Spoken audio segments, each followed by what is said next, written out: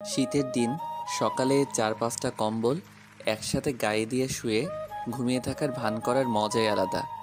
আর সেই মজাটাই উপভোগ করছিলাম, কিন্তু সেই মজাটা আর বেশিক্ষণ থাকলো না। হিমান্ত, এই হিমান্ত, ওঠ। আরে, আমি ঘুমাই নাই তো, শুয়ে আছি। উঠতে ইচ্ছা করছে না। তা বললে হবে? কোচিংয়ে যাবি না? যেতে তো ইচ্ছা করে, কিন্তু বিছানা ছাড়তেই তো মায়া হয়। বেচারা কত কষ্ট পাবে আমি উঠে গেলে। আচ্ছা, তাহলে তুই শুয়ে থাক। আমি গিয়ে বরং তোর বাবাকে বলি যে ছেলে বিছানার মায়া ছাড়তে পারছে না। কি? বাবা এখন অফিসে যায়নি? না, রেডি হচ্ছে, তোকে ডাকতে বলল। তুমি যাও, আমি ফ্রেশ হয়ে আসছি। হুম, তাড়াতাড়ি কর। হুম। উঠে চলে এলাম ফ্রেশ হতে।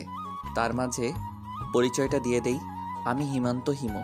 ফ্রেন্ড সার্কেলে সবাই হিমু নামেই ডাকে। পড়াশোনায় তেমন একটা ভালো ছাত্র না, এবার এইচএসসি ক্যান্ডিডেট। বাবা একটা ছোটোখাটো অফিসে জব করে। মধ্যবিত্ত পরিবার আমাদের। আমরা এক ভাই এক বোন। বড় আপু ভার্সিটির ৩য় বর্ষে পড়ে। আমার পরীক্ষার আর ২ মাস বাকি, তাই কোচিংয়ে যাওয়ার জন্য তৈরি হচ্ছি। হিমু, এখনো হয়নি তোর? এই তো আসছি মা। বস এখানে। আব্বু কোথায় আম্মু? এইমাত্র বেরিয়ে গেল। ও, সকালে নাস্তা করে একটা খাতা আর একটা কলম নিয়ে বেরিয়ে পড়লাম কোচিংয়ের উদ্দেশ্যে। প্রতিদিনের মতো রিক্সা করে পৌঁছে গেলাম। ভাগ্যিস লেট হয় নাই, না হলে স্যারের আরও কিছু নীতিবাক্য শুনতে হতো।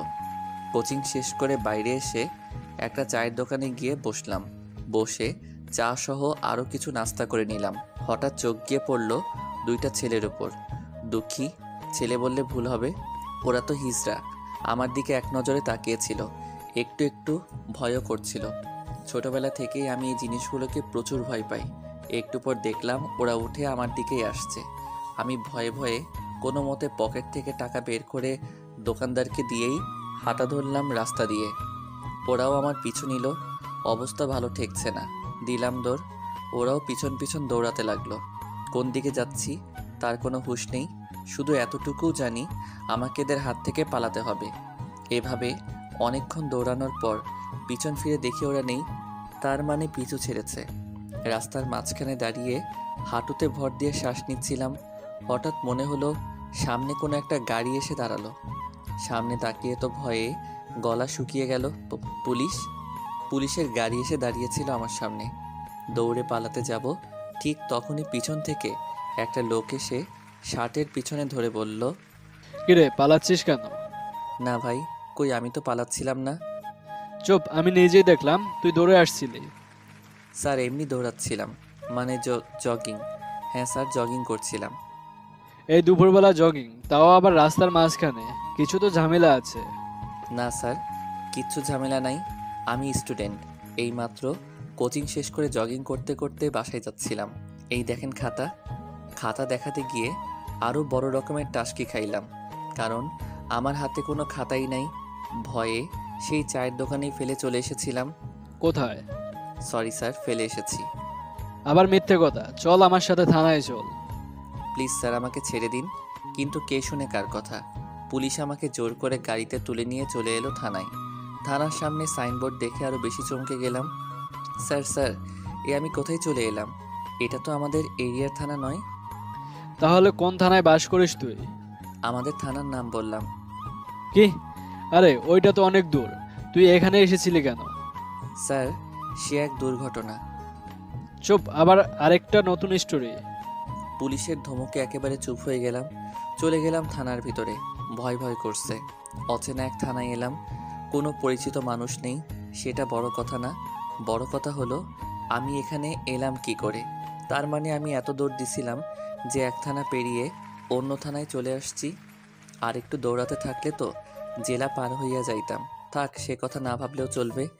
ম্যাম, এই ছেলেটি কিছু একটা চুরি করে ফালাচ্ছিল, আমি ধরে এনেছি। না ম্যাম, মোটেও না।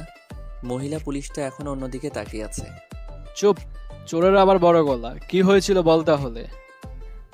কি হয়েছিল? ম্যাম এদিকে ঘুরে, এ কি দেখছি আমি? এটা কি কোনো মেয়ে নাকি আকাশের পরী?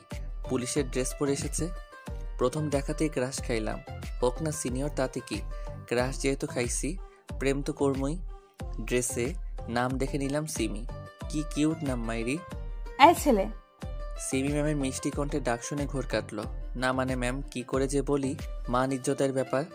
চুরি করার সময় মনে ছিল না? যে আমাকে ধরে এনেছিল লোকটার নাম আবির। পোপ, বারবার শুধু চোর চোর করে মাথা খাচ্ছেন কেন? বলছি না আমি কিছু করি নাই। আমাকে দেখে কি আপনার চোর চোর মনে হয়? আবিরকে বললাম কথাগুলো। আবির, বলতে দাও ওকে। আপনি বলেন, কেন দৌড়াচ্ছিলেন? এই দেখুন কত মিষ্টি সুরে বলতে বলল। আর আপনি? আপনার কণ্ঠ শুনলে কুক কুক কুক, পুরোটা বলতে পারলাম না। সামনে তাকিয়ে দেখলাম সিমি ম্যাম লাঠিটাকে নাড়াচাড়া করছিলেন। অন্তরে ভয় ঢুকে গেল। আসলে ম্যাম হয়েছিল কি, সকালে বাসা থেকে বেরিয়ে কোচিংয়ে গিয়েছিলাম। পুরোটা বললাম। আমার কথা শুনে সিমি ম্যাম হাসতে হাসতে গড়াগড়ি খাচ্ছে। কি সুন্দর হাসি মাইরি, সারাদিন তাকিয়ে থাকতে ইচ্ছা করছিল। ও, তাহলে এই ব্যাপার। শেষে হিজড়াদের দৌড়ানি খাইয়ে এই অবস্থা হয়েছে তোমার। জি ম্যাম, কিন্তু এখন ওই দুইটা হিজড়াকে ধন্যবাদ দিতে খুব ইচ্ছা করছে। কেন কেন? না মানে, ওরা যদি না দৌড়ানি দিত তাহলে তো আপনার মতো এত মিষ্টি একটা মেয়ের সাথে পরিচিত হওয়া যেত না। ও হ্যালো, সাবধান। হ্যাঁ, এখন যান, বাড়ি ফিরে যান। কিন্তু ম্যাম, আমি তো রাস্তা হারিয়ে ফেলেছি, কিভাবে বাড়ি যাব? বাড়ির ঠিকানা বলো। ঠিকানা বললাম। চল, আমি দিয়ে আসছি। না থাক, আমি ওদিকেই যাব, আমার সাথেই চলে যেতে পারবে। সিমি ম্যামের কথা শুনে একটা নাগিন ড্যান্স দিতে ইচ্ছা করছে। ধন্যবাদ ম্যাম, তাহলে তো বড়ই উপকার হয়। চলো। তারপর আমি আর সিমি ম্যাম পাশাপাশি গাড়িতে বসে আছি। আসামি হলে হয়তো পিছনে জায়গা হতো, আর এখন সিমি ম্যামের পাশে জায়গা হলো। সিমি ম্যাম গাড়ি ড্রাইভ করছেন আর আমি পাশে বসে আছি। আচ্ছা ম্যাম, আপনার নাম কি? যদিও জানি তবুও জিজ্ঞেস করলাম। কেন? এমনি জানতে ইচ্ছে হচ্ছিল। সিমি। কোথায় থাকেন? চুপচাপ বসে থাকো, না হলে আবার থানার দিকে নিয়ে গিয়ে ভরে রাখবো। তাহলে তো ভালোই হয়। কি? কই কিছু না তো। আপনি সামনের দিকে তাকিয়ে গাড়ি চালান। অকালে মরার শখ নাই, বিয়া করা বাকি এখনো। কথা বলা বন্ধ করবে নাকি গাড়ি নিচে ফেলে দিব? না থাক, এমনি ভালো আছি। তারপর আর বেশি কথা বলতে পারি নাই। যা ঝাল, কথায় কথায় ঝাড়ি মারে, তাই বেশি কথা বলিনি। গাড়ি গিয়ে থামলো সোজা আমাদের বাড়ির সামনে। আমাকে নামিয়ে দিয়ে সিমি ম্যাম চলে যাচ্ছিল। আরে আরে ম্যাম, কোথায় যাচ্ছেন? এভাবে বাড়ির বাইরে থেকে চলে যাবেন? ভিতরে আসেন। কেন? এটি কি আমার শ্বশুর বাড়ি নাকি যে উঠে যেতে হবে? আপনি চাইলেই হতে পারে শ্বশুর বাড়ি। কি? না মানে, চাটুকু খেয়ে যান প্লিজ, অনুরোধটা রাখেন। একটু চান্স নিলাম। উফ, ছাড়ো, যাচ্ছি। ধন্যবাদ ম্যাম। বাড়ির বাইরে দাঁড়িয়ে আছি। বিকেল হয়ে গেল। ভিতরে গেলে হাজারো প্রশ্নের মুখোমুখি হতে হবে। ভয়ে ভয়ে কলিং বেল চাপ দিলাম। সাথে সাথে বাবা বাড়ির ভেতর থেকে যা বলে উঠল শুনে বড়সড় টাসকি খেয়ে গেলাম। কলিং বেল চাপ দেওয়ার পর, ওই দেখ, এসেছে তোমার আদরের ক্রিমিনাল ছেলে, এই মাত্র জেল থেকে ছাড় পেয়ে এসেছে। বাবা মাকে উদ্দেশ্য করে বলল, আরে এমন ভাবে বলো না তো, ওকে কেন পুলিশে ধরবে? নিশ্চয়ই তোমার কোথাও ভুল হয়েছে। ওকে ধরে নিয়ে যাওয়ার সময় আমি নিজেই চোখে দিয়ে দেখেছি, আর তুমি বলছো ভুল হয়েছে? মা আর কোনো কথা বলছে না। ওই লিপি, যা এই বাঁদরটাকে দরজা খুলে দে, আর বলে দে কাপড় গুছিয়ে যেন চলে যায়। বাবা আমাকে শুনিয়ে শুনিয়ে বলছে। বাইরে দাঁড়িয়ে থেকে আমি আর সিমি ম্যাম শুনছিলাম কথাগুলো। আমার আর বুঝতে বাকি রইল না, পুলিশের গাড়িতে করে আবিরের সাথে যখন থানায় যাচ্ছিলাম তখন বাবা অফিস থেকে ফিরছিলেন আর আমাকে দেখে ফেলেছিল। ম্যাম, আজকে মনে হয় আপনার চা খাওয়া হলো না, আপনি বরং চলে যান। আপু এসে যদি জানতে পারে যে আপনার থানায় আমাকে ধরে নিয়ে গিয়েছিল তাহলে আপনাকে দৌড়ানেও দিতে পারে। কেন দৌড়ানি দিবে কেন? তার একমাত্র আদরের ছোট ভাইকে ধরে নিয়ে গিয়েছেন আপনারা। সিমি, তুই এখানে? হঠাৎ করে আপু দরজা খুলে সিমি ম্যামকে দেখে বলে উঠল। আরে লিপি, তুই কেমন আছিস দোস্ত? দুজন দুজনকে জড়িয়ে ধরল। এই তো ভালো, এতদিন পর মনে পড়লো তোর আমার কথা। কি করব বল, পুলিশে জয়েন করলাম তাই ব্যস্ত থাকি বেশিরভাগ সময়। ও, তাহলে তুই আমার ভাইকে নিয়ে গিয়েছিলি? সরি রে, ভুল হয়ে গেছে, আর নিব না কখনো। আর আমি কি জানতাম নাকি যে এই পিচ্চিটা তোর ভাই? জানলে তো থানায় জামাই আদর করতাম। এই যে ম্যাম, আমি কিন্তু পিচ্ছি না, ওকে? মুখ সামলে। আর কি শুরু করছেন আপনারা? আপনারা কি চিনেন নাকি একজন আরেকজনকে? হ্যাঁ, আমরা কলেজ লাইফ থেকে একজন আরেকজনের বেস্ট ফ্রেন্ড। এই আপু, তোর সব কিউট বান্ধবীদের মধ্যে কি ইনিও একজন নাকি? আপুর কানে কানে গিয়ে বললাম। চুপ, তোর সিনিয়র, সম্মান দিয়ে কথা বলবি। আইসে, তোর সব ফ্রেন্ডকে যদি সম্মান করি তাহলে আমার সিনিয়র মেয়ের সাথে প্রেম করার ইচ্ছাটা পূরণ করবে কে? তুই যাবি? হাত ওপরে তুলে কথাটা বলল আপু। আচ্ছা যাচ্ছি। ম্যামকে নিয়ে ভিতরে আসিস, বাইরে থেকে বিদায় করিস না। তোকে বলতে হবে না, যা ভাগ। চলে এলাম সেখান থেকে। আসার সময় দেখলাম আমার আর আপুর কথা শুনে সিমি ম্যাম নিচের দিকে তাকিয়ে মুচকি মুচকি হাসছিল।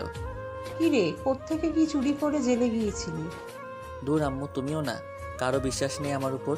মেহমান এসেছে, কই একটু তার সেবা যত্ন করবা তা না, আমাকে শুধু শুধু দোষ দিয়ে যাচ্ছ। মেহমান? এই আপু, বাইরে দাঁড়িয়ে কি করিস? আমার ডাক শুনে আপু আর সিমি ম্যাম দুজনেই ভিতরে আসলো। আম্মু তো পুলিশ দেখেই ভেবাচাকা খেয়ে গেল। আসসালামু আলাইকুম আন্টি। ওয়ালাইকুম আসসালাম। তোমাকে তো চিনলাম না মা। আম্মু, ও সিমি আমার ফ্রেন্ড, আপাতত পুলিশে আছে। ও আচ্ছা, তোমরা বসো। হিমু, আমার সাথে আয়।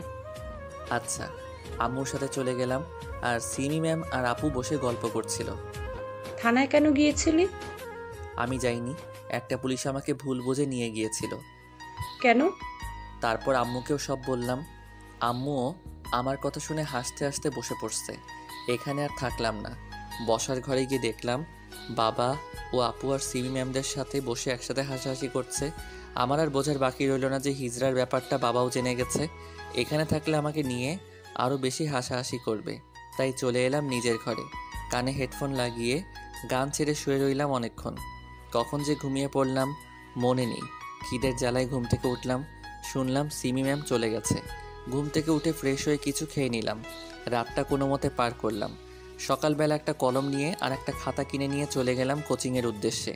কোচিং শেষ করে একটা রিক্সা নিয়ে চলে গেলাম থানায়, অর্থাৎ সিমি ম্যামের কাছে। গিয়ে দেখলাম সিমি ম্যাম কিসের যেন একটা ফাইল দেখছিল। Good morning ma'am. এখন দুপুর। সিমি ম্যাম নিচের দিকে তাকিয়েই বলল, ও সরি। এখন আবার কি মনে করে এসেছো? সিমি ম্যাম ফাইলটা রেখে আপনাকে দেখতে বলেই জিব্বায় কামড় দিয়ে উঠলাম। মানে? না কিছু না, এমনি আসলাম। আচ্ছা, এখানে পার্মানেন্ট থাকার কোনো উপায় নেই? আমার কথা শুনে উনি অবাক হলেন, কিন্তু উনি যা বললেন তা শুনে আমি আরও দ্বিগুণ অবাক হলাম। একটা মার্ডার করে চলে এসো, পার্মানেন্ট থেকে যেতে পারবে। সিমি ম্যামের কথা শুনে দুইবার ছোট ছোট কাশি দিলাম। তা দেখে সিমি ম্যাম এক গ্লাস পানি এগিয়ে দিলেন। পানি খাওয়ার পর সিমি ম্যামের দিকে তাকিয়ে রইলাম। উনি এখন আবার সেই ফাইল নিয়ে ব্যস্ত হয়ে পড়েছেন। কই ভাবলাম আমার সাথে একটু কথা বলবে, আরও কত কি, আর এসব না করে ফাইল নিয়ে বসে আছেন। কিরে, এখানে বসে আছিস কেন? যা এখান থেকে। হঠাৎ আবির বলে উঠল, কেন আপনার কোনো সমস্যা? এখানে পার্মানেন্ট থাকার উপায় পেয়ে গেছি। চুপ, পুলিশের সাথে গলা নামিয়ে কথা বল। রাগ তোর পুলিশ। হাতে থাকা গ্লাসটা দিয়ে সোজা মাথা বরাবর জোরে আঘাত করলাম। গ্লাসটা ভেঙে গেল। আবিরের মাথা থেকে রক্ত ঝরছে। চারদিকে হই হুল্লোড় পড়ে গেল। স্বাভাবিকভাবে দাঁড়িয়ে রইলাম।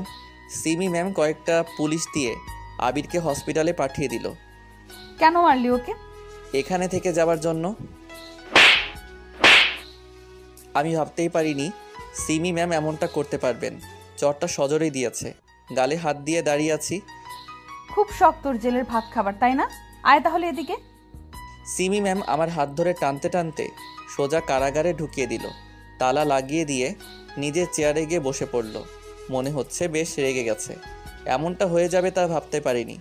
দেয়ালে হেলান দিয়ে বসে আছি। সিমি ম্যামের টেবিলটা আমার কাছ থেকে স্পষ্ট দেখা যায়। আমি সেদিকেই তাকিয়ে আছি। অনেকক্ষণ ধরে দেখলাম সিমি ম্যাম চেয়ারে হেলান দিয়ে শুয়েছিল, হয়তো কিছু ভাবছিল। কিছুক্ষণ পর আবার কারাগারের দরজা খুলে আমার পাশে আসলো। সবাই এখান থেকে পালাতে চায়, আর তুমি এখানে থাকতে চাও কেন? সিমি ম্যাম তুমি করে বলছে, হয়তো রাগ কমেছে। এমনি এখানে থাকলে কেমন লাগে এটাই জানতে। জানা হইছে। কেন? জানা হইলে এখান থেকে যাও। পুলিশকে মারার শাস্তি শুধু এইটুকুই। দেখো হিমান্ত, এখানে থাকলে তোমার জীবনটা বরবাদ হয়ে যাবে। কেন নিজের হাতে নিজের লাইফটাকে নষ্ট করতে চাও? নষ্ট করছি না তো, শুধু সাজানোর চেষ্টা করছি। মানে? কিছু না। তোমাকে বোঝালেও কিছু হবে না, থাকো এখানে। সিমি ম্যাম চলে গেল। ওনার কথা শুনে এটা স্পষ্ট বুঝতে পারছি যে সিমি ম্যাম এখন আর একটু রেগে নেই। এভাবেই কিছুক্ষণ কেটে গেল। বিকেল হয়ে এসেছে, খিদেও পাইছে। আশেপাশে কোনো পুলিশ দেখতে পাচ্ছি না। গেল কই সব? দেখতে পেলাম সিমি ম্যাম নিজের চেয়ারে বসে আছে। এখনও খেয়েছে বলে মনে হয় না। ডাকবো কি ডাকবো না এসব ভাবতে ভাবতেই আস্তে করে একটা ডাক দিলাম, সিমি ম্যাম। হুম। মনে হলো আমার ডাকের অপেক্ষায় বসেছিল। এক গ্লাস পানি হবে? কেন? এখন কার মাথা ফাটাবে? মাথা ফাটাবো কেন? আসলে খিদে লাগছে খুব। কিছু খাইতে দিবেন? না, তোমার জন্য কোনো খাবার নাই, এভাবেই থাকো। আসামিদের জন্যেও তো খাবার থাকে, তাহলে আমার বেলায় উল্টা কেন? কারণ তুমি আসামি না, মহা আসামি। আচ্ছা, আপনি খাইছেন? সেটা জেনে তোমার কি? সেটাই তো। অতপর চুপ করে বসে রইলাম। কিছুক্ষণ পর একটা পুলিশ আসলো। 2টা টিফিন বক্সে খাবার নিয়ে আসলো। ম্যাম ইশারা করে বলে দিল একটা ওইখানে রেখে আরেকটা বক্স যেন আমাকে দিয়ে যায়। আমি তো সিমি ম্যামের কর্মকাণ্ডে অবাক। আমার জন্য আর ম্যামের জন্য আলাদা খাবার, ভাবা যায় এগুলা? পুলিশ আমার কাছে খাবার আর পানি দিয়ে চলে গেল। খিদে ছিল প্রচুর। চুপচাপ বসে বসে গিলতেছিলাম। ঝাল লাগছে প্রচুর। হয়তো মরিচ 2-4টা একসাথে কামড়াই ফেলছি। কি করব বুঝতে পারছি না। পানি শেষ কইরা ফেলছি। জীবনটাই বেদনা। ঝাল তো আর থামে না। আমার অবস্থা দেখে সিবি ম্যামকে দেখলাম পানি নিয়ে আসছে। এসে দেখলো পানিতে কাজ হবে না। দেখে শুনে খেতে পারিস না, রাক্ষস কোথাকার। আমি তো কথাই বলতে পারতেছি না। এদিকে আয়। মাথার পেছনে ধরে মুখের সামনে নিয়ে নিজের ঠোঁট দুটি লাগিয়ে দিল আমার ঠোঁটে। মনে হচ্ছিল মুখের সব ঝাল আস্তে আস্তে উধাও হয়ে যাচ্ছে। অনেকক্ষণ এভাবে থাকার পর সিমি ম্যাম নিজে থেকে ছাড়িয়ে নিল। এখনো ঝাল আছে? না। জানি থাকবে না। আমি বসা থেকে একটা হাত ধরে ফেললাম। কি হলো, ছাড়ো। আরেকবার দিবেন ম্যাম? কি? যে ওষুধ দিয়ে ঝাল থামালেন সেটা। ওষুধ সব সময় খেতে নেই, পেটে অসুখ করবে। আমি তো খাবই। আমিও উঠে দাঁড়ালাম এবং সিমি ম্যামের দিকে এগোতে লাগলাম। উনিও পিছোতে লাগলেন। কি হলো, এইভাবে আসছো কেন? ওষুধ খাবো বলে। এটা কিন্তু ভালো হবে না। পিছনে দেয়ালে আটকে গেল। আমি ওনার মুখের ঠিক সামনে চলে আসলাম। সিমি ম্যাম নিজের চোখ দুটি বন্ধ করে ফেললেন। হঠাৎ আমার ফোনটা বেজে উঠল। সব কিছু ভণ্ডুল করে দিল। আমি ফোনটা বের করে রিসিভ করা মাত্রই সিমি ম্যাম ফোনটা কেড়ে নিয়ে কথা বলা শুরু করলো। কিরে হেমান্ত, কোথায় তুই? সন্ধ্যা হয়ে গেছে, এখনো আসছিস না কেন?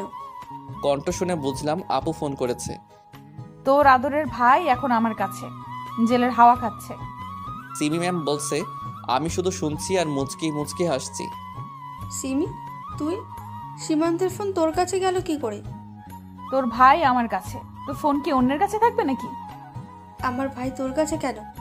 পুলিশকে মারার দায়ে হাজতে ঢুকিয়ে দিয়েছি, এখন শাস্তি দিচ্ছিলাম আর তুই ডিস্টার্ব করছিস। রাখ ফোন। এই সাবধান, আমার ভাইকে কিছু করলে তোর খবর আছে, বলে দিলাম। তোর আদরের ভাইয়ের চিৎকার শুনবি? পারলে শোনা তো দেখি। বলার সাথে সাথে সিমি ম্যাম আমার পেটে জোরে একটা চিমটি কাটলো। ও মা গো, মরে গেলাম গো। শুনলি তো তোর ভাইয়ের চিৎকার? তুই মারলি, অথচ কোনো শব্দ হলো না কেন? ওই, এটা কোন ধরনের মার রে? যে ধরনেরই হোক, তোর কি? ডিস্টার্ব করবি না, ফোন রাখ। সিমি ম্যাম ফোনটা কেটে দেবে এমন সময়।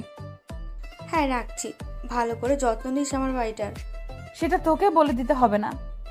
সিমি ম্যাম ফোনটা আমার পকেটে ঢুকিয়ে দিল। এত জোরে কেউ সিমটি দেয়? দেয়ালে হাত রেখে বললাম, ব্যথা পাইস তো? আমি একটা দেই, পরে দেখেন ব্যথা লাগে নাকি আরাম লাগে। এই বাজে ধান্দা সরাও, আজে বাজে জায়গায় হাত দিলে হাত ভেঙে ফেলবো। আমাকে আঘাত করতে পারবেন আপনি? আমি আপনার কোন বাপের মেয়ের জামাই যে আপনাকে আমি আঘাত করতে পারবো না? যা ভাগ, সর সামনে থেকে।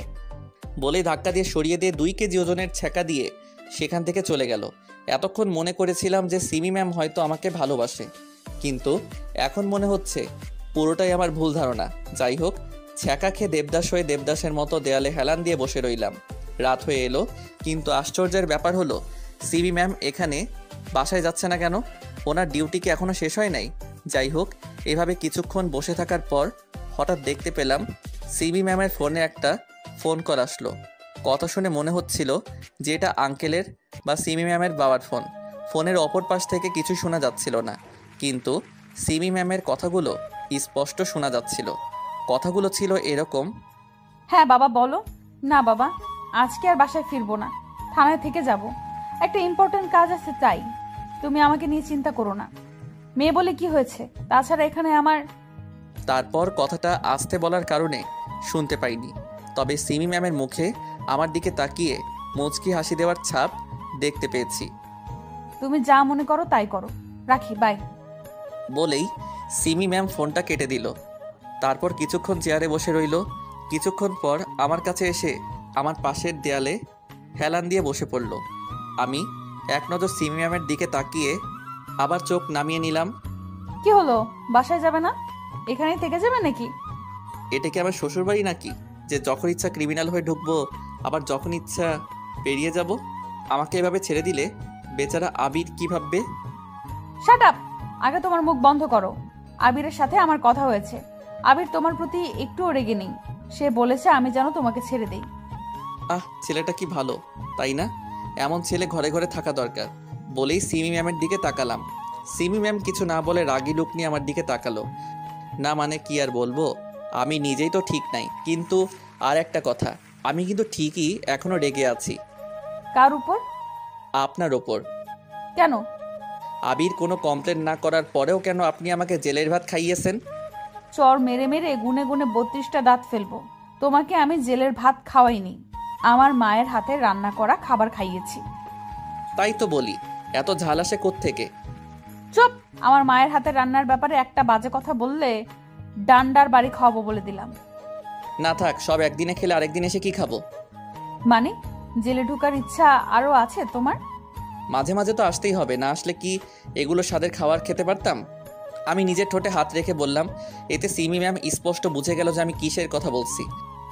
আর একটা কথা বললে মাথা ফাটিয়ে ফেলবো বলে দিলাম। আর একটা কথাই বলবো, বলি। সিমি ম্যাম আমার দিকে একবার তাকালো। বল। পুলিশের ড্রেসে না আপনাকে হেভি কিউট লাগে। হয়েছে। চুপ করে আছি, এত সুন্দর পাম মারলাম, তবুও একটু আদর করলো না। চল আমার সাথে। কোথায় যাব? মামার বাসায়। কেন? কারণ আমরা এখন মামার বাসায় গিয়ে থাকবো। আমরা মানে? আপনি আর আমি? বেশ মজা হবে। কোনো কথা না বলে রাগে খটমট করতে করতে উঠে চলে গেল। সিমি ম্যামের পিছন পিছন আমিও বাইরে বেরিয়ে এলাম। কিছুক্ষণ মাত্র কারাগারে ছিলাম, মনে হচ্ছিল অনেক বছর পর মুক্ত হলাম। শরীরটাকে লম্বা করে টান করে নিলাম। সামনে তাকিয়ে দেখলাম সিমি ম্যাম রেগে তাকিয়ে আছে। কি করছিলে ওইটা? না মানে ছোটবেলায় সিনেমায় দেখতাম ভিলেন জেল থেকে ছাড়া পাওয়ার পর শরীরটাকে মোচড় দেয়, তাই আমিও ট্রাই করলাম আর কি। সি ম্যাম রেগে আগুন হয়ে লাঠিটাকে নাড়াচ্ছিল। তুই ভিলেন? না মানে আর কিছু বলতে পারলাম না। চুপ! তুই জীবনেও আর মানুষ হবি না, চল। সিমি ম্যাম আগে আগে চলে গেল।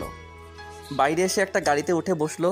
আমি ভেবেছিলাম হয়তো পুলিশের গাড়ি করে যাব, কিন্তু এখন দেখছি সিমি ম্যাম একটা পার্সোনাল কারে গিয়ে উঠে বসলো। আমাকে ইশারা করলো ওনার পাশের সিটে বসার জন্য। আমিও বাধ্য ছেলের মতো গিয়ে বসে পড়লাম। সিমি ম্যাম নিজেই ড্রাইভিং করছিল। ম্যাম একটা কথা বলবো? মুখ খুললে ইচ্ছে করছে আবার, তাই না? না আসলে তা না। বলো কি বলবে। আপনি আমাকে একবার তুমি একবার তুই এমন করে বলেন কেন? আমার ইচ্ছা, তোর কোনো সমস্যা? না থাক, এটাই ভালো। যাও, তুমি বলা শুরু করছিল কিন্তু এখন আবার তুই। হুম। আচ্ছা ম্যাম, এটা কার গাড়ি? আমার। আমার না, বলে না আমাদের। আপনি নিশ্চয়ই নিজের টাকায় কিনেননি, তাই এটা এখন আপনার হয়নি, আপনার বাবার। সো আমাদের বলবেন। বললাম তো আমার। চিৎকার দিয়ে বলে গাড়িটা থামিয়ে দিল। সরি, বুঝতে পারি নাই। তোর পুরো নাম কি? হিমান্ত। আপনি ভালোবেসে হিমু ডাকতে পারেন। ও, আমি কেন তোকে ভালোবাসতে যাব? নাম গাড়ি থেকে। আবারও ছ্যাঁকা খাইলাম, ভাবতেও পারি নাই এভাবে না করে দিবে। ওইদিকে সিমি ম্যাম গাড়ি থেকে নেমে গেল, সাথে সাথে আমিও নেমে গেলাম। এখানে নামালো কেন কিছুই বুঝতে পারলাম না। হয়তো এটাই সিমি ম্যামের মামার বাড়ি। ম্যাম, এখানে নামালেন কেন? কেন, আরো যাওয়ার ইচ্ছা আছে নাকি তোমার? ধুর, কথা পেঁচায়েন না তো। এমনিতেই ঠান্ডা লাগতেছে, এই শীতের রাতে রাস্তার মধ্যে দাঁড় করাইয়া রাখছেন। ও সরি, আমরা যেখানে যেতে চেয়েছিলাম এইটা সেই জায়গা, চলো ভেতরে যাওয়া যাক। সিমি ম্যাম আর আমি বাড়ির ভিতরে চলে গেলাম। ভিতরে গিয়ে আমি একটু অবাকই হলাম, কারণ বাড়িতে কেউ নাই, বাড়িটা একদম ফাঁকা। আপনার মামা মামি ওনারা কোথায়? বাড়িটা একদম ফাঁকা ফাঁকা লাগছে। আসলে আমি তোমাকে একটা মিথ্যা কথা বলছি। কি মিথ্যা কথা? আসলে এটা আমার মামার বাড়ি না, তাহলে কার বাড়ি? আমাদের পুরনো বাড়ি। এখানে কেউ থাকে না, ফাঁকাই থাকে। মানে এটা কি বাংলো নাকি? কিন্তু তুমি এভাবে ভয় পাচ্ছ কেন? না কিছু না, আপনি থাকেন, আমি যাই বলে বেরিয়ে যেতে চেয়েছিলাম, কিন্তু সিমি ম্যাম হাতটা ধরে ফেলেছেন। আমাকে একা ফেলে চলে যাচ্ছ? কি আর করবো বলেন, ছোট থেকে শুনে এসেছি পুরনো বাড়িতে ভূত থাকে। আমার কথা শুনে সিমি ম্যাম আমার হাতটা ছেড়ে হাসতে লাগলো। কি হলো, হাসেন কেন? তুমি এসবে বিশ্বাস করো? বিশ্বাস না করে কি আর উপায় আছে? আমি কয়েকটা জিনিসকে জন্ম থেকেই ভয় পাই, তার মধ্যে এই ভূত কাক্কু অন্যতম। সে তো হিজড়াকে দেখেও ভয়ে তোমার জান বেরিয়ে যাচ্ছিল। ওনার হাসি যেন আরও বেড়ে গেল। দূর, একদম হাসবেন না, হাসলে আপনাকে একদম ভালো লাগে না, ঠিক শাকচুনির মতো লাগে। বলেই নিজের মুখে নিজেই হাত দিলাম। এ কি বলে ফেললাম। কোনো কথা বলছে না, হাসি বন্ধ করে মুখ গোমড়া করে ঠাই দাঁড়িয়ে আছে। সরি, কান ধরে বললাম। এখনও কোনো কথা বলছে না, মাথা নিচু করে দাঁড়িয়ে আছে। হয়তো আমার কথায় অনেক কষ্ট পেয়েছে। কেন যে এই কথাটা বলতে গেলাম, এখন নিজেকে নিজেই মারতে ইচ্ছে করছে। দেখি মন ভালো করা যায় কি না। বললাম তো সরি, বলে ফেলছি। আপনার হাসি তো অনেক মিষ্টি হাসি, প্লিজ রাগ কইরেন না। চলো। হাত ছাড়িয়ে চলে যেতে চাচ্ছিল। বুঝেছি এভাবে হবে না, অনেক হয়েছে, এবার একটু এদিকে এসো দেখি। প্রথমে একটু চাড়িয়ে নেবার চেষ্টা করলেও পরে আর করলো না, ও নিজেও রেসপন্স দিতে শুরু করলো। প্রায় 2 মিনিট এইভাবে থাকার পর সিমি ম্যাম আস্তে করে নিজেকে ছাড়িয়ে নিয়ে নিল। আমিও আর জোর করিনি। কি করছো এসব? এসবের মানে কি? কেন বুঝেন না? না। সত্যি? দেখো হিমান্ত, আমি তোমার থেকে সিনিয়র, আমাদের মাঝে কোনো সম্পর্ক হয় না। আপনি চাইলেই হয়। আমি আপনাকে দেখার পর থেকে আর কিছু ভাবতেও পারি না, শুধু আপনাকে নিয়েই ভাবতে ভালো লাগে। আমি এটা বুঝে গেছি যে আমার জীবনে শুধু আপনাকেই দরকার। হিমান্ত, এটা তোমার ভালোবাসা নয়, এটা তোমার আবেগ। কতক্ষণ থাকবে তোমার এই আবেগ? 1 দিন, 2 দিন, 1 সপ্তাহ? একটা সময় তো ঠিকই সব আবেগ শেষ হয়ে যাবে। আপনাকে নিয়ে আমার অনুভূতিগুলো যদি আবেগ হয়, তাহলে ভালোবাসা কাকে বলে? সিমি ম্যাম চুপ করে আছেন। আচ্ছা, আপনি আমাকে একটা কথা বলবেন? কি? আমাকে একটু ভালোবাসেন না? না। কিছুক্ষণ ভাবলো। ছি, আর কিছু না বলে ঘর থেকে বেরিয়ে যেতে লাগলাম। কি হবে এখানে থেকে, যেখানে একটা পুলিশেরই মন জয় করতে পারলাম না। শুধু শুধু মায়া বাড়িয়ে লাভ কি? কোথায় যাচ্ছ? পেছন থেকে সিমি ম্যাম বলে উঠল, বাড়িতে। এত রাতে? তাতে কি হয়েছে? না মানে তেমন কিছু না, সামনে একটা ছোট্ট গোরস্থান আছে, তাই বলছিলাম সাবধানে যেতে। পেছনে তাকিয়ে দেখলাম সিমি ম্যাম মুখ টিপে হাসছিল। দিলেন তো আমার এত স্বাদের ইমোশনটা নষ্ট করে। কি হলো, দাঁড়িয়ে আছো কেন? যাও। আর এদিকে আমার গা জ্বলছিল, ইচ্ছে হচ্ছিল যে দেখিয়ে দেই আমি এসব ভয় পাই না, কিন্তু কি আর করার, অন্তরের ভয় কি আর কারো কথা শুনে? অবশেষে হার মানতে হলো নিজের ভয়ের কাছে। কি হলো, সাহসের হাওয়া বেরিয়ে গেল? বলেই হাসতে লাগলো সিমি ম্যাম। এটা বলা কি খুব জরুরি ছিল? বুঝেছি, এখন লক্ষ্মী ছেলের মতো ওই ঘরে গিয়ে শুয়ে পড়ো। আর আপনি কোথায় থাকবেন? কেন, ওই ঘরেই। কি, এতক্ষণ তো খুব বলছিলেন যে আপনি আমাকে ভালোবাসেন না, তাহলে এখন কেন এক ঘরে আমার সাথে থাকতে যাচ্ছেন? ভয় করে না আপনার? না তো, তুমি তো আমার একমাত্র ঘনিষ্ঠ বান্ধবীর ছোট ভাই, তোমার সাথে থাকতে আমার কেন ভয় করবে? কিন্তু আপনার সাথে থাকতে আমার ভয় করে, থাকবো না আমি আপনার সাথে। তাহলে কি করবে, বাসায় চলে যাবে? বাইরে ভূতের কথা মনে আছে তো? আমার মিষ্টি মনের রাগটাকে নিয়ে তো ভালোই মজা নিচ্ছেন, একদিন ঠিক বুঝিয়ে দিব। তুমি আবার কি করবে? তুমি তো একটা পিচ্চি। কি আমি পিচ্ছি? থাকবো না আমি আপনার সাথে, আমি অন্য ঘরে শুয়ে পড়ছি। সিমি ম্যাম যে ঘরটা দেখিয়েছিল তার পাশের ঘরটাতে চলে যাচ্ছিলাম। দেখা যাবে একা একা কতক্ষণ থাকতে পারো। ভয় করলে চলে এসো, আমার দরজা খোলাই থাকবে। পেছন থেকে সিমি ম্যাম বলে উঠল। কিছু না বলে ঘরের ভিতরে গিয়ে সোজা দরজা লাগিয়ে দিলাম। মোবাইলের ফ্ল্যাশ লাইট দিয়ে প্রথমে ঘরের লাইটের সুইচ খুঁজে ওইটা জ্বালিয়ে নিলাম। চারপাশটা ভালো করে দেখে নিলাম। দেখে মনে হচ্ছে এখানে দেখাশোনা করার জন্য কেউ নিশ্চয়ই থাকে।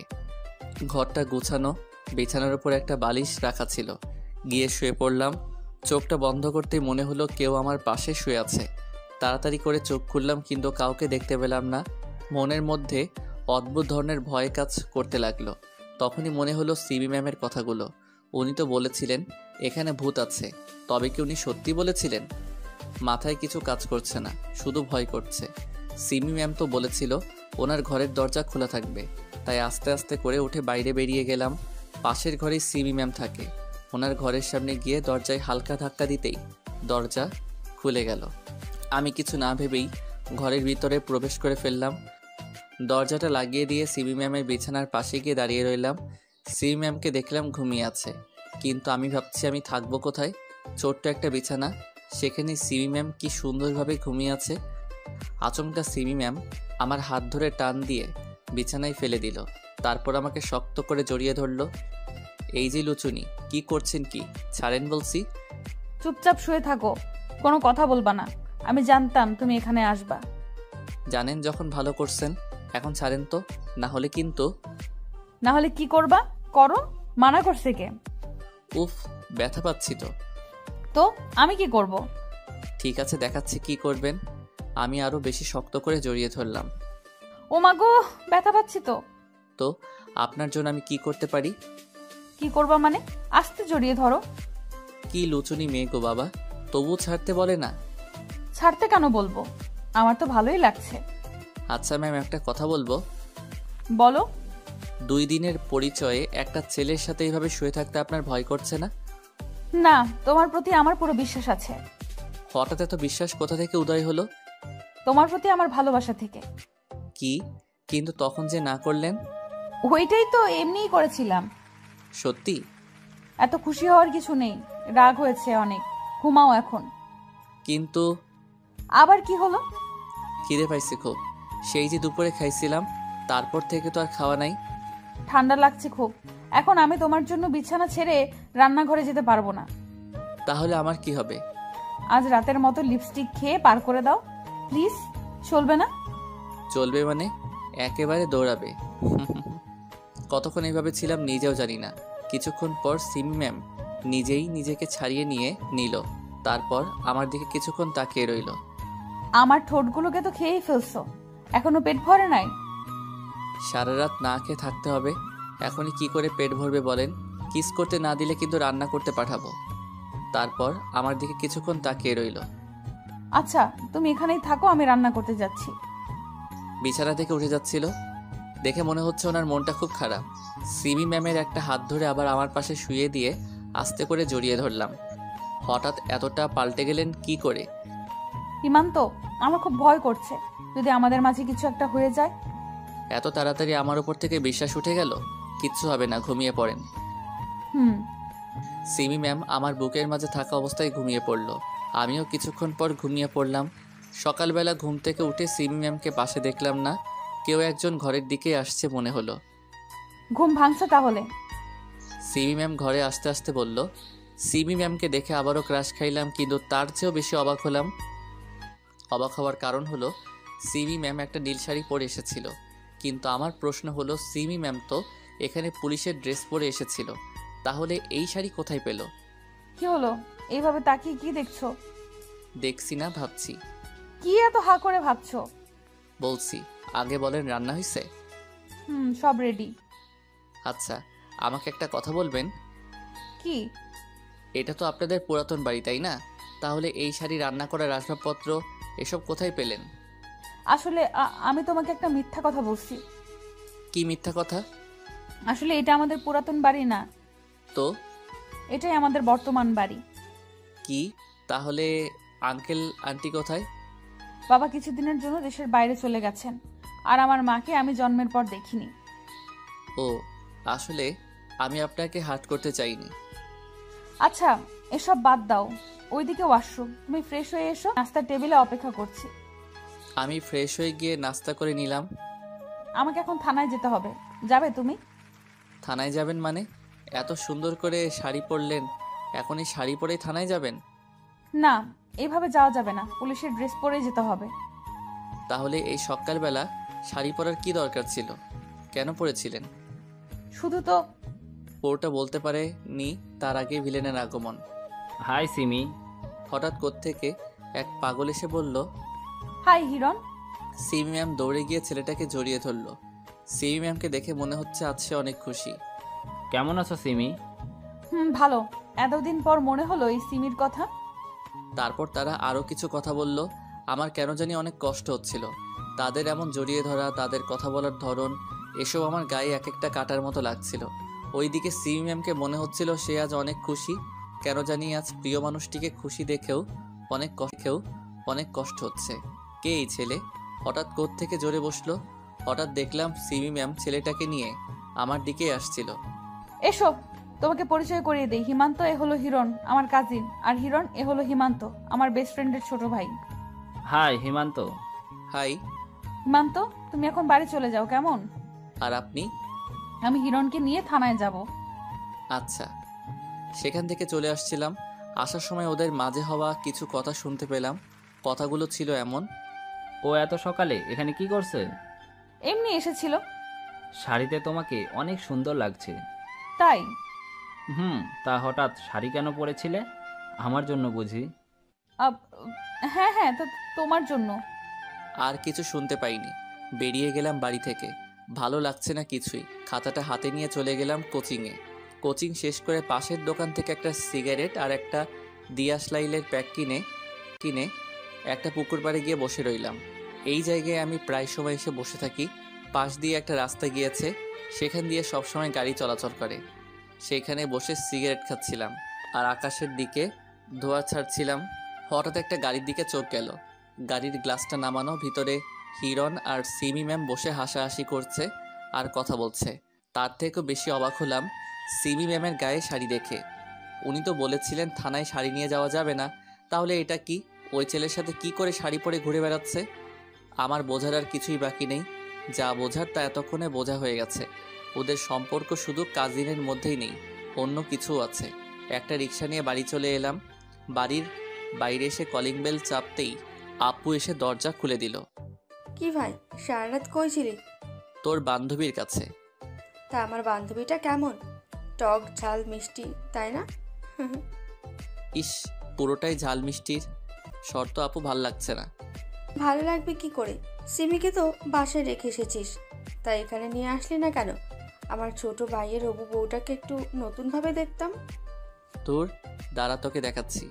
আম্মু কোথায় তুমি? ঘরে ঢুকতে ঢুকতে আম্মুকে ডাক দিলাম।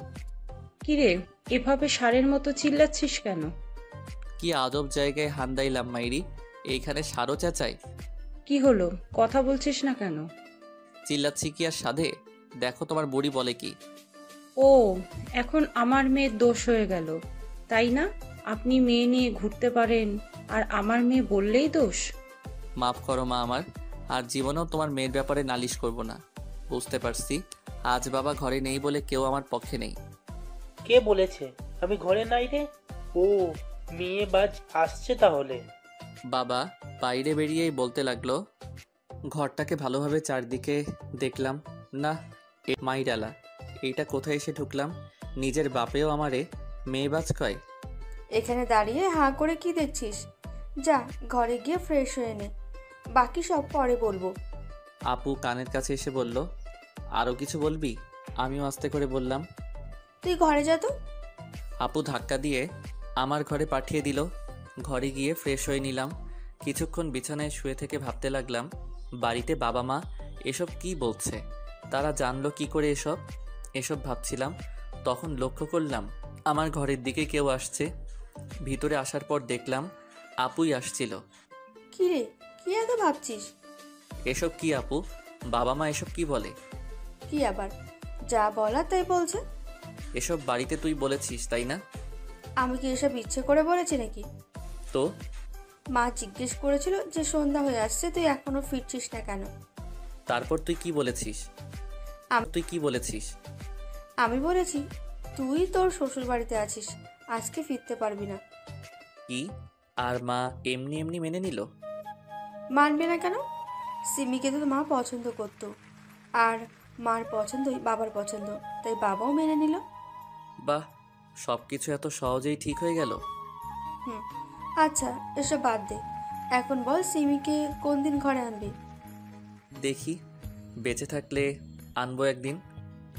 বেঁচে থাকলে আনবি মানে? তুই মরার কথা কেন বলছিস ভাই?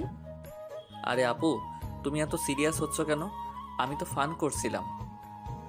এসব বিষয়ে মজা করতে নেই, তুই এখানে বসে থাক, আমি খাবার নিয়ে আসছি। ওকে। আসলে আপু আমাকে অনেক ভালোবাসে, তাই আমার কোনো ক্ষতি আপু সহ্য করতে পারে না। অন্য কোনো বোন হয়তো তার ভাইকে এত ভালোবাসবে না। কিছুক্ষণ বসে থাকার পর আপু খাবার নিয়ে আসলো। খেয়ে দিয়ে বিকেলবেলা একটু ঘুরতে বের হলাম। আর বিকেলবেলা একা একা রাস্তা দিয়ে হাঁটা আমার ছোটবেলার অভ্যাস। হাঁটছি আর ভাবছি সব কিছু এত সহজে কি করে হয়ে যেতে পারে। আমার মন বলছে খুব তাড়াতাড়ি আমার কিছু একটা ঘটবে, কিন্তু কি সেটা? সিমি ম্যাম আমার জীবন থেকে হারিয়ে যাবে, নাকি তার থেকেও বড় কিছু ঘটতে চলেছে আমার সাথে? কখন যে সন্ধে হয়ে এলো বুঝতে পারিনি। সূর্যের দিকে তাকিয়ে দেখলাম সূর্য একটু একটু দেখা যাচ্ছে, তাই বাড়ি চলে আসলাম। রাতে কিছু না খেয়েই ঘুমিয়ে পড়লাম। সকালে ঘুম থেকে উঠে ফ্রেশ হয়ে নাস্তা করে নিলাম। বেরিয়ে পড়লাম কোচিংয়ের উদ্দেশ্যে। রিকশায় করে যাচ্ছিলাম। বাড়ি থেকে একটু দূরে যেতেই লক্ষ্য করলাম একটা ছোট ট্রাক ভর্তি কিছু জিনিস নিয়ে যাওয়া হচ্ছে আমাদের বাড়ির দিকে। কিন্তু এগুলো আমাদের এদিকে গিয়ে কি করবে? হয়তো অন্য কোথাও যাবে। হঠাৎ করে রিকশাওয়ালা মামা রিকশা দাঁড় করালেন কেন? দেখেন না মামা, সামনে গাড়িটা রাস্তা দিচ্ছে না। সামনের গাড়িটার দিকে তাকালাম। এই গাড়িটাকে কোথায় যেন আমি দেখেছি, ঠিক মনে পড়ছে না। দেখতে পেলাম গাড়ি থেকে একটা লোক বেরিয়ে এলো। আরে, এই তো দেখছি সিমি ম্যামের কাজিন হিরণ। এখন মনে পড়ছে এই গাড়িটাকে আমি কোথায় দেখেছি। এটাকে তো আমি গতকাল সিমি ম্যামদের বাড়ির সামনে দেখেছিলাম, কিন্তু এই মালটা হঠাৎ আমার রাস্তা আটকালো কেন? Hi miss Himu. কিছু বলছি না, শুধু তার ভাবটা দেখছি। কি হলো, কথা বলছো না যে? ও, কথা বলতে হবে। আচ্ছা ভাইয়া, আপনার হঠাৎ এভাবে ভিলেন স্টাইলে এন্ট্রি নেওয়ার কারণটা কি আমি জানতে পারি? চুপ কর, ভেবেছিলাম ভালোভাবে কথা বললে সব কিছু মিটিয়ে নিবি, কিন্তু তুই তার কোনো রাস্তায় রাখিসনি। দেখেন ভাই, আপনি ভদ্রভাবে বলেন কিংবা অভদ্রভাবে সেটা নিতান্তই আপনার ব্যাপার, কিন্তু আপনি যা বলার স্পষ্টভাবে বলেন। কি মিটিয়ে নেওয়ার কথা বলছেন? তুই সিমিকে ভুলে যা, তার সাথে দেখা করা কিংবা কথা বলার কোনো চেষ্টা করবি না। ও, আপনি তাহলে আমাদের ভালোবাসায় ভিলেনের অভিনয় করছেন? তোদের ভালোবাসা মানে? সিমি তোকে কোনোদিনই ভালোবাসেনি, আর বাসবেও না। এই কথাটা তো সেমই বলবে, আপনি বলার কে? আমি সিমির হবু বর, সামনের সপ্তাহে আমাদের বিয়ে। কোনো কথা বলতে পারছি না। বিয়ে কথাটা শুনেই যেন সারা শরীর কেঁপে উঠল। তাই বলছি, সিমির থেকে দূরে থাক। মামা চলেন তো। তারপর রিকশাওয়ালা মামা হিরণকে কাটিয়ে চলে গেল। মামাকে বললাম থানার সামনে নামিয়ে দিতে, আমাকে একটু সিমি ম্যামের সাথে কথা বলতে হবে। থানার সামনে নেমে গিয়ে রিকশার ভাড়া দিয়ে চলে গেলাম থানায়। সোজা সিমি ম্যামের টেবিলের সামনে গিয়ে চেয়ারটাতে বসে পড়লাম। হাই হিমু, কি খবর তোমার? এই তো ম্যাম ভালো, আপনি কেমন আছেন? আপনি এত তাড়াতাড়ি এতটা কি করে পাল্টে গেলেন ম্যাম? কই না তো। ম্যাম, আমি আপনাকে বিয়ে করতে চাই। আমার কথা শুনে সিমি ম্যাম মুচকি হাসলেন। কি হলো, হাসছেন যে? হিমান্ত, তুমি কি পাগল হয়ে গেছো? আগামী সপ্তাহে হিরণ আর আমার বিয়ে। কি, আপনি এই বিয়েতে রাজি? রাজি না হওয়ার কি আছে? আমার বাবার পছন্দই আমার পছন্দ। কিন্তু আপনি তো আমাকে ভালোবাসেন বলেছিলেন। আর সেটাকে আমি এমনি বলেছিলাম, আবেগে পড়ে। ম্যাম, আপনি কি সিরিয়াস? কেন, তোমার কি ফান মনে হচ্ছে? ছি, আমি ভাবতেও পারছি না ম্যাম, আমি এত নিচু কাউকে ভালোবেসেছি। এখন আমার ভালোবাসার প্রতি আমার ঘৃণা হচ্ছে। চুপ করে আছে, তবে ওনার মুখ দেখে এটা স্পষ্ট বোঝা যাচ্ছে যে সিমি ম্যাম অনেক খুশি। ভালো থাকবেন। থানা থেকে বেরিয়ে রাস্তা দিয়ে হাঁটছিলাম আর সিমিয়ের অদ্ভুত ভালোবাসার কথা ভাবছিলাম। হঠাৎ ফোনটা বেজে উঠল। ফোনের স্ক্রিনে তাকিয়ে দেখলাম আপুর ফোন। রিসিভ করলাম। আপু বলো। কোথায় তুই? সকাল থেকে তোকে খুঁজে পাচ্ছি না। কোচিংয়ে এসেছিলাম। তা বলে যাবি তো? তুই যেখানে আছিস তাড়াতাড়ি বাড়ি আয়। এখন না, পরে আসবো। তোর কণ্ঠ এমন লাগছে কেন? কিছু না, এমনি। বল কি হয়েছে? হিরোর নামের একটি ছেলের সাথে সিমি ম্যামের বিয়ে ঠিক হয়ে গেছে। তাতে কি হয়েছে? যার যোগ্যতা আছে সেই তো সিমিকে বিয়ে করবে। তোর তো কোনো যোগ্যতাই নেই। তুই এই কথা বলছিস আপু? কি হয়েছে তোর? সত্যি বলতে কিছু হতে হয় নাকি? তুই এসব বাদ দিয়ে তাড়াতাড়ি বাড়ি আয়। আপুর কথা শুনে আমি অনেক অবাক হলাম। ভালো থাকিস আপু, বলেই ফোনটা কেটে দিলাম। পাশে একটা পুকুর দেখতে পেলাম, ফোনটা পুকুরে ছুঁড়ে মারলাম। আজ নিজেকে অনেক বড় অসহায় মনে হচ্ছে। সিমি ম্যামকে এভাবে হারাতে হবে ভাবতেও পারিনি। যেখানে আপু নিজের বোন হয়ে আমাকে, সেখানে সিমি ম্যাম তো কোনো আবেগী রাজকন্যা। এসব ভাবছিলাম আর রাস্তা দিয়ে হাঁটছিলাম। কখন থেকে একটা গাড়ির সামনে থেকে হর্ন বাজিয়ে আসছিল, শুনতেই পাইনি।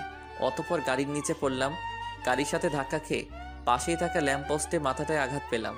তারপরে আর কিছুই মনে নেই। যখন চোখ খুললাম তখন নিজেকে হাসপাতালে আবিষ্কার করলাম। পাশে একজন ভদ্র মহিলাকে দেখতে পেলাম, কিন্তু মহিলাটাকে কিছুতেই চিনতে পারলাম না। উঠে বসার চেষ্টা করলাম, কিন্তু ব্যর্থ হলাম। সারা গায়ে ব্যথা অনুভব করছি, বিশেষ করে মাথায় প্রচণ্ড ব্যথা অনুভব করলাম। আমি উঠে বসার চেষ্টা করছি, তা দেখে ভদ্র মহিলাটি কাছে আসলো। কি করছো বাবা? তুমি এখন অসুস্থ, শুয়ে থাকো। কে আপনি? আর আমি কে? এখানে কি করছি? তুমি আমার মেয়ের গাড়ির নিচে পড়েছিলে। তুমি কি কিছু মনে করতে পারছো না? না, আমি কিচ্ছু মনে করতে পারছি না। কে আমি? কি আমার পরিচয়? মাথায় প্রচণ্ড আঘাতের ফলে ওনার স্মৃতিশক্তি চলে গেছে। আপনি ওনাকে একটু বিশ্রাম দিন। আজ অনেক দিন পর সবেমাত্র ওনার জ্ঞান ফিরেছে, একটু বিশ্রাম করতে দিন। কতদিন পর আমার জ্ঞান ফিরেছে? আজ 20 দিন হলো। ও, ওকে বাবা, তুমি বিশ্রাম নাও, আমি ওনার সাথে কথা বলে আসি। ডাক্তারকে দেখিয়ে বলল মহিলাটি। জি আচ্ছা। তারপর ডাক্তার আর মহিলাটি চলে গেল। আমি শুয়ে শুয়ে ভাবতে লাগলাম, কে আমি? নাম কি আমার? আমি কি একা? আমার কি কেউ আছে? থাকলে আমি এতদিন ধরে এখানে পড়ে আছি, কেউ আমার খোঁজ নিল না কেন? এসব ভাবতে গিয়ে মাথায় আবার ব্যথা করা শুরু করে দিয়েছে। এইভাবেই কখন যে ঘুমিয়ে পড়লাম মনে নাই। চোখ মেলে দেখলাম একটা মেয়ে আমার পাশে বসে আছে। মেয়েটাকে যেন আমি আগে কোথাও দেখেছি, কিন্তু কিছুতেই মনে পড়ছে না। এখন কেমন আছেন? ভালো। নাম কি আপনার? জানি না। আপনি কে? আপনি আমার গাড়ির নিচেই পড়েছিলেন।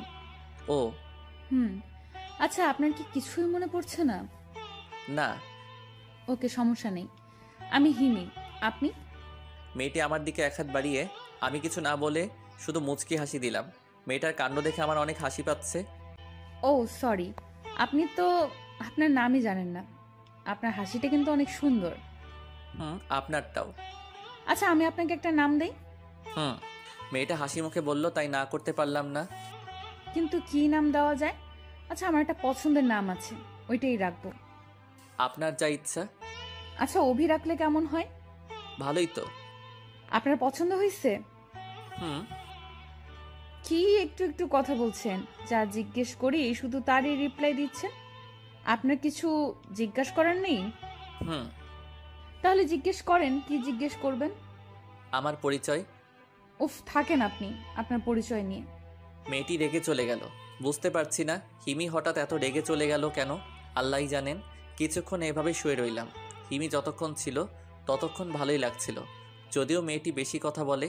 কিছুক্ষণ এভাবে শুয়ে থাকার পর দেখতে পেলাম সেই ভদ্র মহিলাটি কেবিনে আসলো, সাথে হিমিও আসলো। হিমি আমাকে উদ্দেশ্য করে বলল, এই যে মিস্টার অভি, আপনি এখন আমাদের সাথে বাড়ি যাচ্ছেন। অভি? এটা আবার কি? এ হলো অভি, আমি নাম দিয়েছি। তুই পারিসও বটে। এই যে মিস্টার, উঠে বসুন। কিন্তু আমি কার বাড়ি যাব? কেন? আমাদের বাড়ি। কিন্তু? কোনো কিন্তু না, উঠে বসো। তারপর একটা ডক্টর এসে আমাকে তুলে দাঁড় করালো, ধরে বাইরে একটি গাড়িতে নিয়ে বসালো। ড্রাইভিং সিটের পাশের সিটটাতে বসানো হলো। আন্টি বসলো পিছনের সিটে এবং হিমি বসলো আমার পাশের ড্রাইভিং সিটে। তার মানে হিমি গাড়ি ড্রাইভ করবে। হিমি ড্রাইভ করছিল। অভি, তোমার সামনে বসতে সমস্যা হলে তুমি পিছনের সিটে এসে বসতে পারো। না মা, ওর কোনো সমস্যা হবে না, আমি আছি তো। আমাকে কিছু বলতে না দিয়ে হিমি বলে দিল, আমি আর গাড়িতে কোনো কথা বললাম না। গাড়ি গিয়ে থামলো এক বিশাল বাড়ির সামনে। একে একে গাড়ি থেকে সবাই নামলাম। হিমি আমাকে ধরে ধরে একটা ঘরে বিছানায় নিয়ে বসিয়ে দিল। আজ থেকে এখানে তুমি থাকবে, কোনো অসুবিধা হলে আমাকে বলবে, ঠিক আছে? হিমি হঠাৎ তুমি করে কেন বলছে বুঝতে পারছি না। হুম। আচ্ছা, আমরা তো সমবয়সী, আমরা কি বন্ধু হতে পারি না? হুম। আচ্ছা, তুমি এখানে বসো, আমি তোমার জন্য খাবার নিয়ে আসছি। হুম। খালি হুম আর হুম, আর একটা কথাও বলতে পারে না। বিড়বিড় করতে করতে চলে গেল। কিছুক্ষণ বসে থেকে শুয়ে পড়লাম।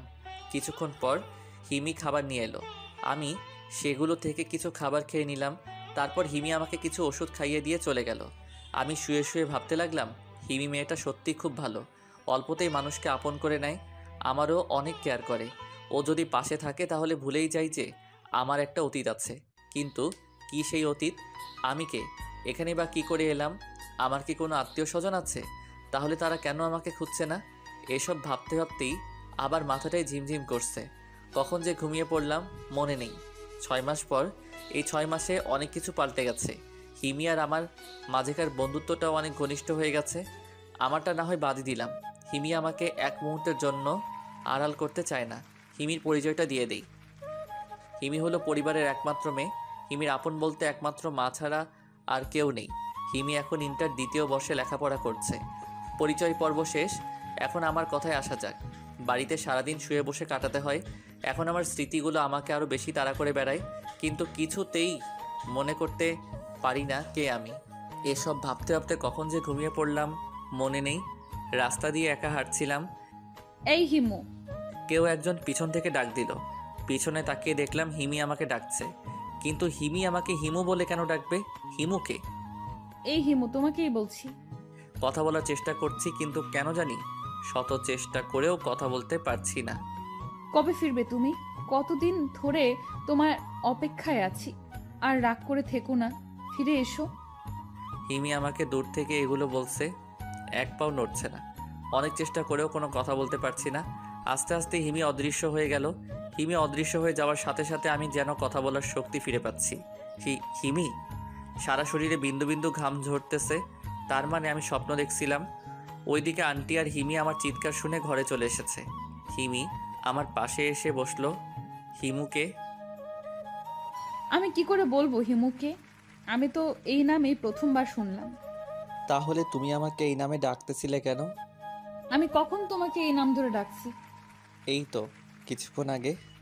অভি, তুমি নিশ্চয়ই স্বপ্ন দেখেছো। আমি এইমাত্র আমার ঘর থেকে আসলাম। হ্যাঁ বাবা, হিমু তো এইমাত্র আমার সাথে এলো। কোনো কথা বলছি না। হতে পারে এটা আমার স্বপ্ন, কিন্তু এরকম স্বপ্ন আমি কেন দেখলাম? প্লিজ অভি, তুমি এখন ঘুমাও। কালকে তোমাকে একটা সংবাদ দিব। আমি জানি তুমি ওইটা শুনে অনেক খুশি হবে। কি সংবাদ? সেটা সকালেই বলবো। আম্মু, চলো তো এখান থেকে। হিমি আর তার আম্মু সেখান থেকে চলে গেল। আমি ওভাবেই শুয়ে পড়লাম আর ভাবতে লাগলাম, এই স্বপ্নের মানে কি? কেন দেখলাম আমি এই স্বপ্ন? এটা কি আমার অতীতের কোনো দৃশ্য? এসব হাজারো প্রশ্ন ভাবতে ভাবতে কখন যে ঘুমিয়ে পড়লাম মনে নেই। সকালবেলা হিমির ডাকে ঘুম ভাঙল। ঘড়িতে তাকিয়ে দেখলাম 9টা বাজে। উঠে ফ্রেশ হয়ে খাবার টেবিলে গেলাম। হিমিকে দেখে আবারও ক্রাশ খাইলাম। মানে হিমির প্রতি আমি সবসময় ক্রাশিত। খাবার টেবিলে এসে দেখলাম হিমি রেডি হয়ে টেবিলে বসে আছে। সাধারণত হিমি যখন কোথাও ঘুরতে যায় তখনই এভাবে তৈরি হয়, কিন্তু আজ কোথায় যাবে? খাওয়া শেষে। হিমি, তুমি না বলেছিলে একটা সুসংবাদ দিবে? কি সেটা? বলবো। আর বেশি কথা বলিস না, বলে ফেল। আমি হ্যাঁ, তুমি পুলিশে জয়েন করেছি। কি? এটা তো দারুণ খুশির সংবাদ। এই নাও, মিষ্টি খাও। হিমি টেবিলে থাকা মিষ্টির প্যাকেট থেকে একটা মিষ্টি আমার মুখের সামনে ধরে। আমি সেটা তার হাত থেকে খেয়ে নিলাম। মিষ্টি তো এমনিতেই মিষ্টি, তার মাঝে সেটা যদি ক্রাশের হাতে খাওয়া যায় তাহলে তো আর কোনো কথাই নাই। আন্টিও রান্নাঘরে চলে গেল। কিন্তু তুমি এখন কোথায় যাচ্ছ? কেন? থানায়। তাহলে এই পোশাকে কেন? পুলিশের ড্রেস কোথায়? কারণ পুলিশের ড্রেস পরলে তুমি ঠিক থাকতে পারবে না, তাই। হিমি আমার কানের কাছে এসে ফিসফিস করে বলছিল, মানে কি? জবাবে কিছুই বলল না, শুধু একটা চোখ টিপ মারলো, আর তা দেখে আমার পরাণ যায়। এই হিমি, তুই কি এখনই বেরিয়ে পড়ছিস? হঠাৎ আন্টি রান্নাঘর থেকে বেরিয়ে এসে বলল, আর এইদিকে হিমি তাড়াতাড়ি করে দূরে সরে গেল। হ্যাঁ মা, কেন? কিন্তু তোর ড্রেস কোথায়? ব্যাগে, থানায় গিয়ে চেঞ্জ করে নেব। আর হ্যাঁ, অভিকে সাথে নিয়ে যা। বেচারা বাড়িতে একা একা আর কত বসে থাকবে, কিছুদিন তোর সাথে ঘুরে আসুক। তুমি ঠিক বলেছ, আমিও এটাই ভাবছিলাম। অভি, তুমি তৈরি হয়ে এসো, আমি এখানেই অপেক্ষা করছি। কিছুদিন মানে কতদিন? সপ্তাহখানেক। না হিমি, আমার ভালো লাগছে না, আমি বরং অন্য একদিন যাব। কোনো অজুহাত শুনবো না, তুমি এখনই রেডি হবে, ব্যাস। বলেই হিমি একটা সোফায় বসে পড়ল। অনেক চেষ্টার পরেও হিমির জেদের সাথে হার মানতে হলো। অবশেষে তৈরি হয়ে নিতে হলো। আন্টির কাছে থেকে বিদায় নিয়ে হিমির সাথে বেরিয়ে এলাম। হিমি আর আমি একটা গাড়ি করে যাচ্ছিলাম। হিমিকে দেখলাম অনেকটা খুশি খুশি লাগছে। হঠাৎ এত খুশি কেন জানতে পারি? আজ প্রথম তোমার সাথে লং ড্রাইভে যাচ্ছি তো, তাই। হিমি মুচকি হেসে উত্তর দিল, ও এখানে এত খুশি হওয়ার কি আছে? তুমি বুঝবা না। আচ্ছা, আমরা এখন কোথায় যাচ্ছি? কলেজে। কেন? আমাদের তো এখন থানায় যাওয়ার কথা, তাই না? কিন্তু কলেজ ফ্রেন্ডদের কাছ থেকে বিদায় নিতে হবে না? আচ্ছা, সবার কাছে থেকেই তো বিদায় নিচ্ছ, তুমি কোন থানায় জয়েন করছো সেটা তো বলছো না। সেটা গেলেই দেখতে পারবে। তারপর আর কিছুক্ষণ গিয়েই হিমি গাড়িটাকে দাঁড় করিয়ে ফেলল। চারদিকে লক্ষ্য করে বুঝতে পারলাম যে এটা হিমিদের কলেজ। আমি কিছু বলার আগেই হিমি বলতে লাগলো, চুপচাপ এখানে বসে থাকো, আমি আসার আগ পর্যন্ত এখান থেকে কোথাও যাবে না, ঠিক আছে? কিন্তু তুমি কোথায় যাচ্ছ? ফ্রেন্ডদের সাথে দেখা করে আসার জন্য। তাহলে আমিও আসি। লুচ্চা কোথাকার, খুব শখ মেয়ে দেখার, তাই না? আমার খুব ইচ্ছে একটা সত্যিকারের সুন্দরী মেয়ে দেখব। জ্ঞান ফেরার পর থেকে শুধু একটা ময়দা সুন্দরী দেখতে দেখতে আর ভাল লাগে না। চুপচাপ বসে থাকো, আর একটা কথা বললে তালা লাগিয়ে দিয়ে চলে যাব। চুপ করে বসে আছি। হিমি গাড়ি থেকে বেরিয়ে বাইরে চলে গেল। যাওয়ার সময় ভুলবশত ফোনটা ফেলে রেখে চলে গেছে। ফোনটা হাতে নিয়ে দেখলাম লক করা, পাশে একটা হেডফোন পড়েছিল। ফোন লক করা থাকলেও হেডফোন দিয়ে গান শোনা যায়। ওইটা কানে লাগিয়ে গান শুনতে লাগলাম। প্রায় 10 মিনিট পর দেখলাম হিমি তার 3 জন বান্ধবী নিয়ে এদিকেই আসছে। গাড়ির কাছে এসে, এই রিমি, তোরা 3 জন পিছনে গিয়ে বস। কিন্তু ছেলেটাকে? তাদের মাঝে একজন মেয়ে বলে উঠল, সেটা জেনে তোরা কি করবি? না কিছু না, এমন একটা ছেলেকে সাথে নিয়ে ঘুরছিস, এটা লোকে জানলে ছেলেটাকে মেয়েরা কবে কিডন্যাপ করতো। সব কটা হেসে দিল, শুধু হিমি ছাড়া। তোরা উঠবি নাকি আমি চলে যাব? উঠবো না মানে? এমন সুযোগ কি হাতছাড়া করা চাই? সবাই গাড়িতে উঠে বসলো। আমি বসে আছি হিমির পাশে, মানে ড্রাইভিং সিটের পাশে। হিমিকে দেখে মনে হচ্ছে প্রচুর রেগে আছে। কিন্তু হিমি এই মেয়েগুলো আর আমাকে নিয়ে কোথায় যাচ্ছে? আর এই মেয়েগুলোই কিসের সুযোগের কথা বলছিল? 4 জন মিলে আমাকে জবাই করবে না তো আবার? গাড়ি চলছে আপন গতিতে, কারো মাঝে কোনো কথা নাই, শুধু পিছনের মেয়েগুলো ফিস ফিস করে কথা বলছিল। এই যে শুনছেন? পিছনের মেয়েগুলোর মধ্যে একজন আমাকে উদ্দেশ্য করে বলল, জি শুনছি, বলেন। আপনার নামটা জানতে পারি? অভি। বাহ, খুব সুন্দর নাম তো। কে রেখেছে নামটা? আন্টি নিশ্চয়ই। আন্টি মানে? আমি তো অবাক, আন্টি ডাকে কাকে? মানে আপনার আম্মুর কথা বলতেছি আর কি। একজন মেয়ে বলল, আর হিমি ওইদিকে রাগে ফুঁসছে। না তো? হিমি রাখছে। কি? সবাই একসাথে। কেন, শুনতে পাসনি? তোদের আন্টি রাখছে হিমি আন্টি, আর এই ছেলে তোদের আঙ্কেল হয়, বুঝলি? হিমির কথা শুনে সবাই হা হয়ে গেল, সাথে আমিও। কেউ কোনো কথা বলছে না, সবাই চুপ। তারপর গাড়িটি নিয়ে একটা রেস্টুরেন্টের সামনে থামলো। হিমি তার সকল বান্ধবীদের নিয়ে রেস্টুরেন্টের ভেতরে ঢুকে গেল, আর আমি পালিয়ে যাব এই ভয়ে আমাকে গাড়ির ভিতর রেখে দরজা চাবি দিয়ে বন্ধ করে দিয়ে গেছে হিমি। অনেকক্ষণ বসে থাকার পর হিমিকে বাইরে আসতে দেখা গেল। হিমি একা একা গাড়ির কাছে আসছিল। হিমি গাড়ির কাছে আসতেই একটি ছেলে হিমির পথ আটকে দাঁড়ায়। কে আপনি? আমার পথ কেন আটকে দিয়েছেন? সরেন বলছি। সিমি, তুমি এসব কি বলছো? তুমি এখানে কি করে? তুমি আমাকে চিনতে পারছো না? না তো, আমি আপনাকে কি করে চিনবো? আর আমি সিমি না, হিমি। সিমি, তুমি আমাকে চিনতে পারছো না? আমি হিরণ।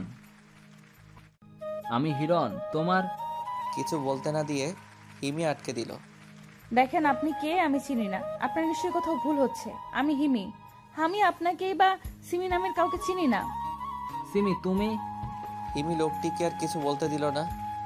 সরেন তো, আমার তাড়া আছে।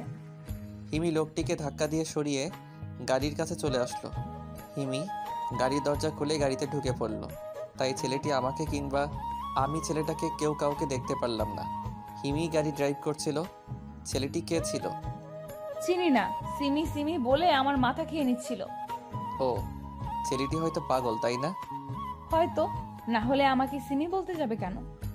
হুম, আচ্ছা, তোমার বান্ধবীরা কোথায়? কেন, মিস করছো তাদেরকে? আরে তা না, ওরা হঠাৎ তোমার সাথে কেন এলো আর ওই রেস্টুরেন্টে কেন থেকে গেল, এটাই জানতে চাইছিলাম আর কি। ও, আসলে আমি যে পুলিশে জয়েন করেছি এটা ওদেরকে বলার পর ওরা বলল যে ওদেরকে ট্রিট দিতে হবে, তাই সাথে করে নিয়ে এলাম। ও, তাই বলো। হুম। আচ্ছা, আমাদের গন্তব্যে যেতে কতক্ষণ লাগবে? 3-4 ঘন্টা। ও আচ্ছা। তুমি গাড়ি চালাতে পারো? হিমি আমাকে জিজ্ঞেস করলো। জানি না, মনে হয় পারবো না। আমি আবার শিখাইলেও পারবা না? জানি না। জানো কি তুমি? এদিকে এসো, আমি শিখিয়ে দিচ্ছি। হিমি গাড়িটাকে থামিয়ে আমাকে ড্রাইভিং সিটে বসিয়ে দিয়ে সে পাশের সিটে বসে গেল। হিমি, আমি পারবো না তো। চুপ, আমি যেভাবে বলছি সেভাবেই চালাও। হুম। হিমি আমাকে কিছুক্ষণের মধ্যে পাকা ড্রাইভার বানিয়ে ফেললো। আমি ভাবতেও পারিনি এত তাড়াতাড়ি শিখে ফেলবো। হিমি, আমি তো রাস্তা চিনি না, কোন দিক দিয়ে যাব? দাঁড়াও, আমি ব্যবস্থা করছি। হিমি তার ফোন বের করে লোকেশন অন করে একটা জায়গার লোকেশন দেখিয়ে বলল, এইখানে যাবে। হিমি ফোনটা আমার হাতে ধরিয়ে দিয়ে বলল, হুম। ওই লোকেশন দেখেই ড্রাইভ করছিলাম। আর হিমি এইদিকে সিট বেল্ট না লাগিয়ে আমার কাঁধে মাথা দিয়ে ঘুমাচ্ছে।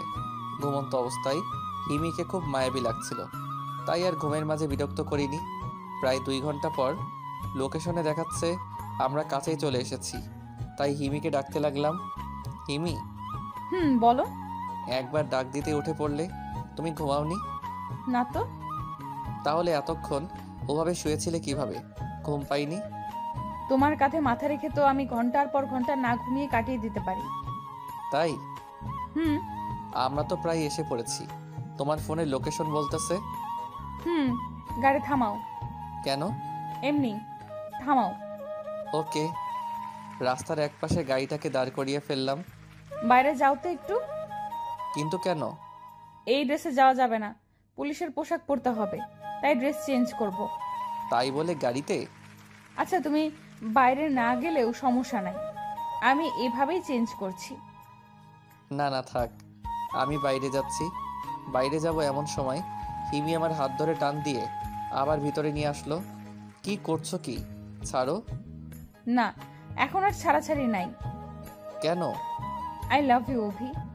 আমি কিছু বলতে যাব তার আগে হিমি আমার ঠোঁটে তার ঠোঁট বসিয়ে দিল। ভাবতে পারিনি হিমি এমন একটা কাজ করে বসবে। আমার ভালো লাগছিল না এমন নয়, কিন্তু আমার নিজের ভিতরে এক ধরনের অপরাধবোধ কাজ করছিল। হিমির থেকে নিজেকে ছাড়িয়ে নিয়ে আমি গাড়ির ভেতর থেকে বেরিয়ে এলাম। হিমিও হয়তো এমনটা আশা করেনি। আমার পিছু পিছু হিমিও গাড়ি থেকে নেমে এলো, এসে আমার একটি হাত ধরে দাঁড়িয়ে রইল। কি হয়েছে অভি? আমারও তো একই প্রশ্ন। কি হয়েছে তোমার? কেন? দেখো হিমি, তুমি বা আমি, আমরা কেউই জানি না আমার পরিচয় কি। হয়তো আমি কোনো ভালো ছেলে না, তাই আজ পর্যন্ত আমার কোনো আত্মীয়ই আমার খোঁজ নেয়নি। আগে তুমি ছিলে, সেটা জেনে আমি কি করব? এখন তো তুমি ভালো। হুম, কিন্তু ভালো শুধু সীমিত সময়ের জন্য। যখন আমার স্মৃতি ফিরে আসবে তখন আমি ভালো নাও থাকতে পারি। কোনো কথা বলছে না। আর তাছাড়া আমার বিষয়ে তো আমি নিজেও জানি না আমি হিন্দু নাকি মুসলিম, বিবাহিত নাকি অবিবাহিত, এমনও তো হতে পারে আমার স্ত্রীর সন্তান আছে। তুমি কিসের উপর ভরসা রেখে আমায় ভালোবাসবে? জানি না, আমি কিচ্ছু শুনতে পারবো না। শুধু এইটুকুই জানি যে তুমি আমার। তোমাকে হারাবার কথা ভাবতেও পারি না আমি। যদি কোনোদিন তোমার অধিকার চেয়ে কেউ ফিরে আসে, তাহলে হয় আমি তাকে শেষ করে দিব, না হয় আমি শেষ হয়ে যাব। জড়িয়ে ধরে কাঁদতে কাঁদতে বলল হিমি। দেখো হিমি, পাগলামো করো না, এসব নিয়ে পরে ভাবা যাবে। এখন চলো। না, এখনই ভাববো। তুমি বলো আমাকে ভালোবাসো কি না। প্লিজ হিমি, আগে ভাবতে দাও, পরে বলবো। এখন ছাড়ো। না, আমি এখনই উত্তর চাই।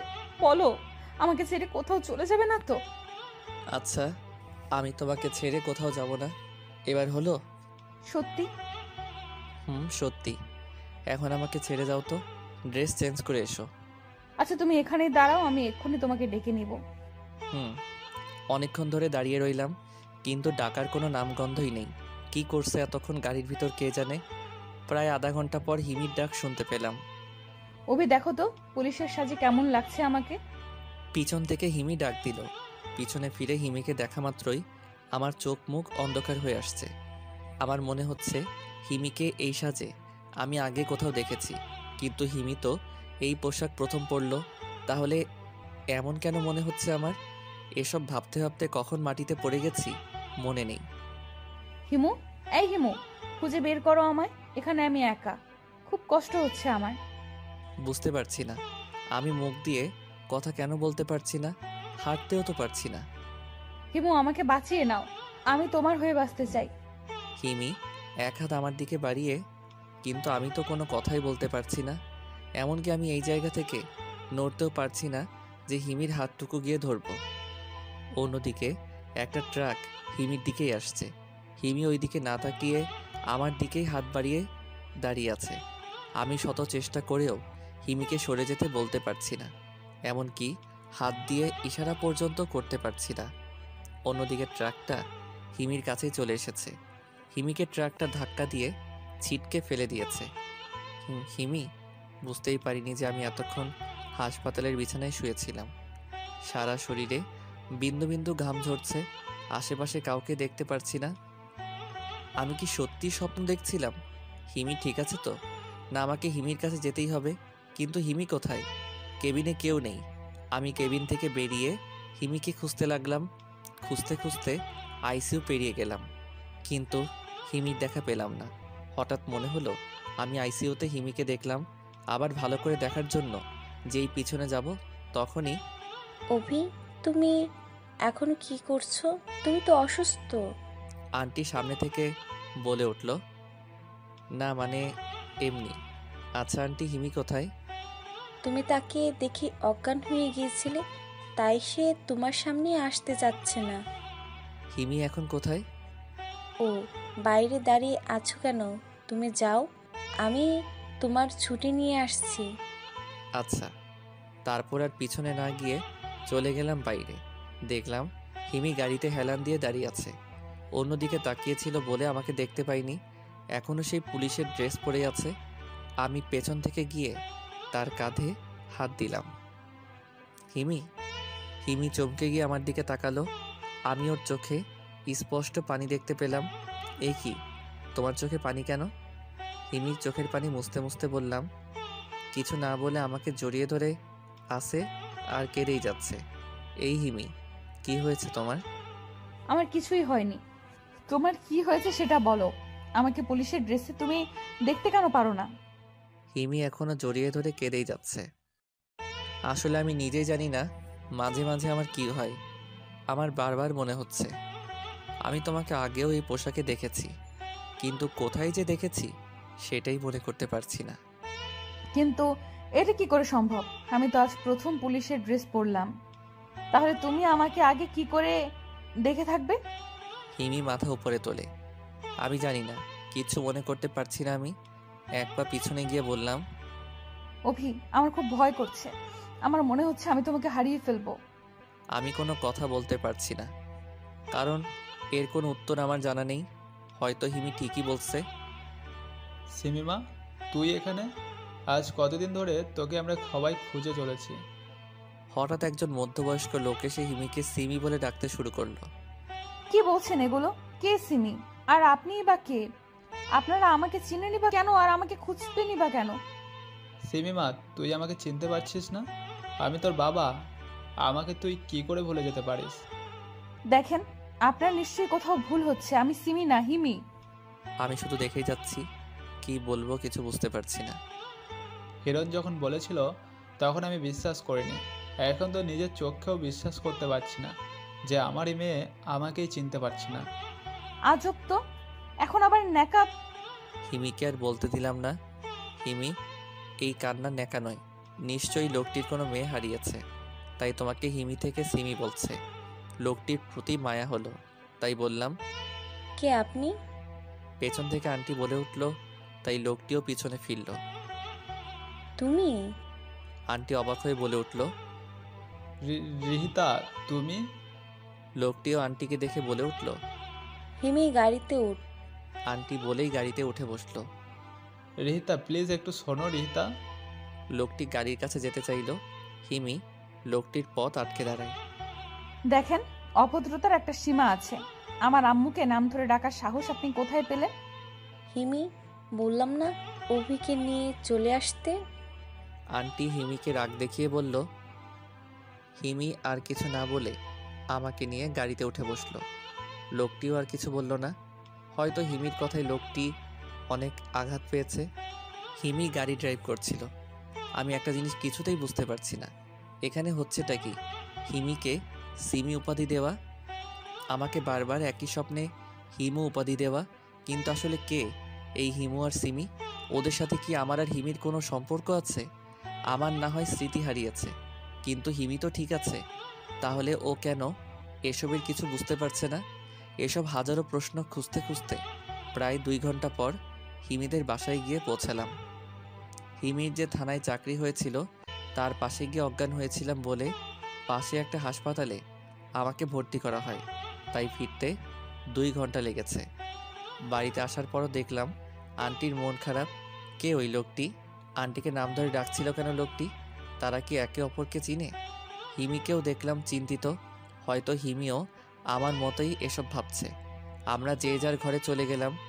একটু পর কলিং বেলের আওয়াজ শুনলাম। কেউ এসেছে হয়তো। কে এসেছে এটা দেখার জন্য আমি আর সিমি গেলাম। গিয়ে দেখলাম আমাদের আগেই আন্টি দরজা খুলে দিয়েছে।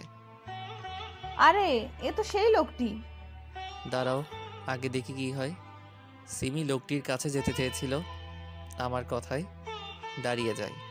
কেন এসেছো এখানে? সিমির খোঁজে। সিমি? তবে হিমি সেখান থেকে চলে গেল কি করতে? রেস্টুরেন্টে ঢুকলো, আল্লাহই ভালো জানেন। অনেকক্ষণ ধরে গাড়িতে একা একা বসে আছি। সন্ধ্যা হয়ে গেছে, চারপাশটা একটু একটু দেখা যাচ্ছে। ভয় করছে প্রচুর। হঠাৎ দেখলাম রেস্টুরেন্ট থেকে হিমি বেরিয়ে আসছে। হিমিকে দেখে মনের মাঝে অনেকটা সাহস সঞ্চয় হলো। কিন্তু এ কি, হিমি তো একটা মধ্যবয়স্ক লোকের সাথে অন্যদিকে চলে যাচ্ছে। কোথায় যাচ্ছে হিমি? আর ওই লোকটাই বা কে? ইনি তো হিমির বাবা নন। হিমি? কিন্তু হিমি শোনার কোনো নামগন্ধ নেই। হিমি এদিকে শোনো। কিন্তু হিমি আমার ডাক শুনতে পাইনি। হিমি ওই লোকটার সাথে একটা গাড়িতে উঠে বসলো। আমি যে গিয়ে হিমিকে আটকাবো সেই উপায়ও নেই। এখন আমার ভয় আরও দ্বিগুণ বেড়ে গেল। হিমি আমার ডাক শুনতে পেল না কেন? গাড়ির ভিতর মাথা নিচু করে বসে আছি। রেস্টুরেন্টে মানুষের আসা যাওয়ার আছে ঠিকই, কিন্তু হিমি রেস্টুরেন্টের এক সাইডে গাড়ি পার্ক করেছে বিধায় এদিকে মানুষ তেমন আসে না। হঠাৎ দরজা খুলে আমার পাশে কেউ একজন বসলো। মনে হলো আমি তার দিকে তাকিয়ে চমকে উঠলাম। তোমার 2 মিনিট এত তাড়াতাড়ি শেষ হয়ে গেল? আই এম সরি সোনা, আসলে হয়েছে কি, ভেতরে ম্যানেজারের সাথে একটু ঝামেলা হয়েছিল, তাই একটু দেরি হয়ে গেল। হিমিকে দেখে এখন অন্যরকম লাগছে। এখন সে স্বাভাবিক আছে। কি নিয়ে ঝামেলা হয়েছিল? আর বলো না, ম্যানেজারের বাচ্চা বলছিল যে আমি নাকি আজকে সারা বিকেল এই রেস্টুরেন্টেই ছিলাম। ও, ওই হালা ম্যানেজার মনে হয় সন্ধ্যাবেলা গাঞ্জা খাইছে। এটাই হতে পারে। আচ্ছা, ওইটা বাদ দাও। কিছুক্ষণ আগে তুমি একটা মধ্যবয়সী লোকের সাথে কোথায় গিয়েছিলে? আমি বলা মাত্রই হিমি একবার আমার দিকে তাকাইলো। এই গাঞ্জা তুমি কয় গ্লাস খাইছো? মানে? এই যে বলছো আমি কোথায় গিয়েছিলাম, ভেতরে ম্যানেজারও তো একই কথা বললো, কিন্তু আমি তো এই মাত্র রেস্টুরেন্ট থেকে বেরিয়ে এলাম। কিন্তু আমি তো স্পষ্ট দেখলাম। ঘোড়ার ডিম দেখছো তুমি, সন্ধ্যায় কাকে না কাকে দেখছো আর ওকে আমি মনে করছো। কিন্তু চুপ করো, না হলে এখন আবার বিয়ে করতে নিয়ে যাব। হিমি গাড়ি চালাতে চালাতে হুমকি দিয়ে বলল, তার মানে আমরা এখন বিয়ে করতে যাচ্ছি না? পাগল, এই রাতের বেলায় কাজে অফিসে যাব তোমাকে বিয়ে করতে? যাক বাবা, বাঁচা গেল। জি না, বিয়ে আমি তোমাকেই করব মিস্টার অভি, কিন্তু আজ না, কালকে। তাহলে এখন করলে না কেন? হঠাৎ করে এত পরিবর্তন করার কারণটা কি জানতে পারি?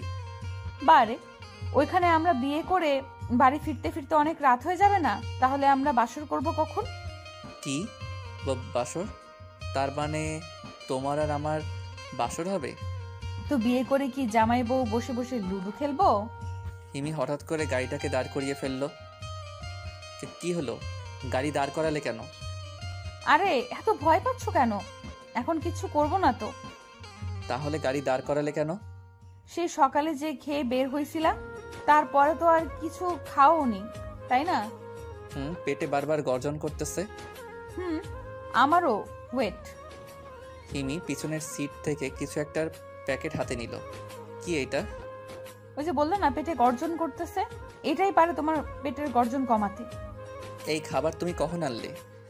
আমি যখন গাড়িতে এসে বসেছিলাম তখন তুমি তো ভয়ে মাথা নিচু করেছিলে, তাই দেখতে পাও নাই। হিমি খাবারগুলো বের করে। ও হা করো। হিমি তার হাত দিয়ে আমার মুখের সামনে খাবার ধরে। আমি খেতে পারবো তো? হ্যাঁ, সেটা আমিও জানি। চুপচাপ হা করো, না হলে কিন্তু কি জোর করে খাওয়াবো। হা করো বলছি। তুই করে বলছে প্লাস জোর করে মুখে খাবার তুলে দিচ্ছে। ওকে ওকে হা করছি, অতএব হা করে নিলাম। হিমি আমাকে একটু খাইয়ে দিয়ে নিজের মন খারাপ করে বসে আছে। আমার আর বুঝতে বাকি রইল না হিমির মন খারাপের কারণ, তাই আমিও ওই খাবারের প্যাকেট থেকে খাবার নিয়ে হিমির মুখের সামনে ধরলাম। নাও এবার তুমি হা করো। লাগবে না, তুমি খেয়ে নাও। ওকে আমি খেয়ে নিচ্ছি বলেই যেই আমি নিজেই খেয়ে ফেলতে যাব, তখনই হিমি আমার হাত ধরে ফেললো। তুমি নিজের হাতে একটা খাবার নিজের মুখে তুলে তোর মুখ ভেঙে ফেলবো, রাক্ষস কোথাকার। হিমি আমার হাতের খাবারগুলো নিজের মুখে নিয়ে নিল। এই তো ভালো মেয়ে। হঠাৎ আমি ঝাল অনুভব করলাম। এতক্ষণ ঝাল না লাগলেও এখন ঝালটা ক্রমশ বেড়েই চলেছে। বিশেষ দ্রষ্টব্য, হিমু আগে থেকে অতিরিক্ত ঝাল খেতে পারতো না। আমার ঝাল লেগেছে এটা হয়তো হিমি বুঝতে পেরেছে, তাই আমার দিকে পানির বোতলটা এগিয়ে দিল। কিন্তু পানি খাওয়ার পর যেন আমার ঝাল আরও দ্বিগুণ বেড়ে গেল। কি হলো, ঝাল কমেনি এখনো? আমি তো এই দিকে কথাই বলতে পারছি না। হিমিও আর কিছু না বলে ওর ঠোঁটগুলো আমার ঠোঁটে মিশিয়ে দিল। হিমির ঠোঁটের স্পর্শে যেন আমার ঝালও উদাও হয়ে যাচ্ছিল, কিন্তু সাথে সাথেই আমার মাথাটা চক্কর দিয়ে উঠল। আমার বারবার মনে হচ্ছিল যে এইরকমভাবে আমার ঝাল আগেও দূর করা হয়েছে। এইরকম মিষ্টি ঠোঁটের স্পর্শ আমি আগেই পেয়েছি, কিন্তু এটা কি করে সম্ভব? এসব ভাবতে ভাবতেই মাথা ব্যথা শুরু হয়ে গেছে। হিমিকে ধাক্কা দিয়ে সরিয়ে দিলাম। মাথা ব্যথাটা ক্রমশ বেড়েই যাচ্ছে। 2 হাত দিয়ে মাথাটাকে চেপে ধরলাম, কিন্তু মাথা ব্যথা বেড়েই যাচ্ছে। অভি, এই অভি, কি হয়েছে তোমার? এমন করছো কেন? অভি, তুমি ঠিক আছো তো? চোখ দুটি বন্ধ হয়ে এলো। চোখ খোলার পর মনে হলো আমি হাসপাতালের কোনো এক বিছানায় শুয়ে আছি। আমি এখানে কি করে এলাম সেটাই ভাবছি। হঠাৎ মনে পড়ে গেল আমার অ্যাক্সিডেন্টের কথা। নিজের আপু আমার সাথে বেইমানি করেছে। নিজের ভালোবাসার মানুষটি আমাকে ঠকিয়েছে। মোবাইলটা পানিতে ছুঁড়ে মেরেছিলাম, তারপর অ্যাক্সিডেন্ট, তারপর আমি এখানে হাসপাতালের বিছানায় পাশেই তাকিয়ে দেখলাম সিমি ম্যাম আমার মাথার কাছে বসে আছে। আপনি কেন এখানে এসেছেন? এখানে কি চাই? অভি, কি বলছো তুমি এসব? আমি থাকবো না তো কে থাকবে? আর তুমি আমাকে আপনি করে কেন বলছো? দেখেন ম্যাম, আমার এখন আপনার অভিনয় দেখার সময় নাই। কে অভি? অভি নামের কাউকে আমি চিনি না। আপনি এখন আসতে পারেন। অভি, তুমি আমাকে চিনতে পারছো না? তুমি কি সব ভুলে গেলে আমাদের ভালোবাসার কথা? আমি হিমি, তোমার হিমি। চিনতে পারছো না তুমি আমাকে? হিমি কান্না করে আমাকে জড়িয়ে ধরল। হিমি, অনেকক্ষণ চিন্তা করার পর আমার সব মনে পড়ে গেল। তার মানে হলো অ্যাক্সিডেন্টের পরই আমি এখানে আসিনি। মাঝখানে আমার জীবন থেকে হারিয়ে গেছে প্রায় 6-7 মাস। অভি, তুমি আমাকে চিনতে পারোনি? চিনতে পেরেছি হিমি, এখন সব মনে পড়ে গেছে আমার। আমার কথা শুনে হিমি অনেকটা খুশি হলো। প্রথমে তুমি আমাকে কাকে ভেবেছিলে? সিমিকে। কি? কিন্তু তুমি আপুকে কি করেছিনো? সে অনেক কাহিনী, আগে তুমি বলো ওই দিন তুমি কি বলেছিলে যে সিমির ব্যাপারে পরে বলবে। এখন বলো কে সিমি, কি হয়েছে তার, তোমার বাবা তাকে কেন খুঁজছে? সিমির তো তোমার বাবার কাছে থাকার কথা, তাই না? তাহলে এখন কোথায় সে? ওইসব তোমাকে পরে বলি, হসপিটাল থেকে বেরিয়ে। না এখনই বলো, খুব জরুরি। সিমি আপু হলো আমার 2.5 বছরের বড় বোন। ছোট একটা ভুলের কারণে সে আজ নিখোঁজ। বলেই হিমি কাঁদতে লাগলো। কি, সিমি ম্যাম নিখোঁজ? কি ভুল করেছিল যে আজ সিমি ম্যাম নিখোঁজ? তাহলে পুরোটা শুনো। অনেক বছর আগে আপুর বয়স যখন 1.5 বছর, তখন আমি ছিলাম মায়ের গর্ভে। তখন বাবা আর মায়ের মধ্যে একটু ভুল বোঝাবুঝির কারণে ঝগড়া লেগে যায়, আর সেই ঝগড়ার কারণে মা বাবাকে ছেড়ে চলে আসে। সিমি আপুকে বাবা মায়ের সাথে আসতে দেয়নি, তাই আপু তাকে মায়ের কাছে, আর আমার জন্মের পর থেকে আমি মায়ের কাছ থেকেই বড় হয়েছি। এইভাবেই আমরা আলাদা হয়ে যাই। আর সিমি ম্যামের ভুলের ব্যাপারটা? কয়েক মাস আগের কথা। আমি বাবার কাছ থেকে শুনেছি সিমি আপু একটা ছেলেকে খুব খুব ভালোবাসতো। ছেলেটার নাম ছিল হিমু। তারপর? আমি এখনো আমার পরিচয় দেইনি। হিমু ছিল আপুর থেকে 1 থেকে 1.5 বছরের জুনিয়র। হিমুর একটা বড় বোন আছে। আপুর বান্ধবী হিমুও আপুকে অনেক ভালোবাসতো। আপু হিমুকে ছেড়ে একা একা থাকতে পারছিল না, তাই আপু হিমুকে জানিয়েই দেয় হিমুদের বাড়িতে গিয়ে তাদের বিয়ে ঠিক করে ফেলেছিল। বিয়ের দিন তারিখও ঠিক করে ফেলা হয়েছিল। হিমি বলছিল আর মাঝে থেমে যাচ্ছিল। আমি কোনো কথা বলছি না, শুধু অবাক হয়ে কথাগুলো শুনছি। বিশ্বাস করো অভি, আপু ছেলেটিকে একটুও কষ্ট দিতে চায়নি। এমন হয়ে যাবে জানলে আপু কোনোদিনও ওই কাজটা করতো না।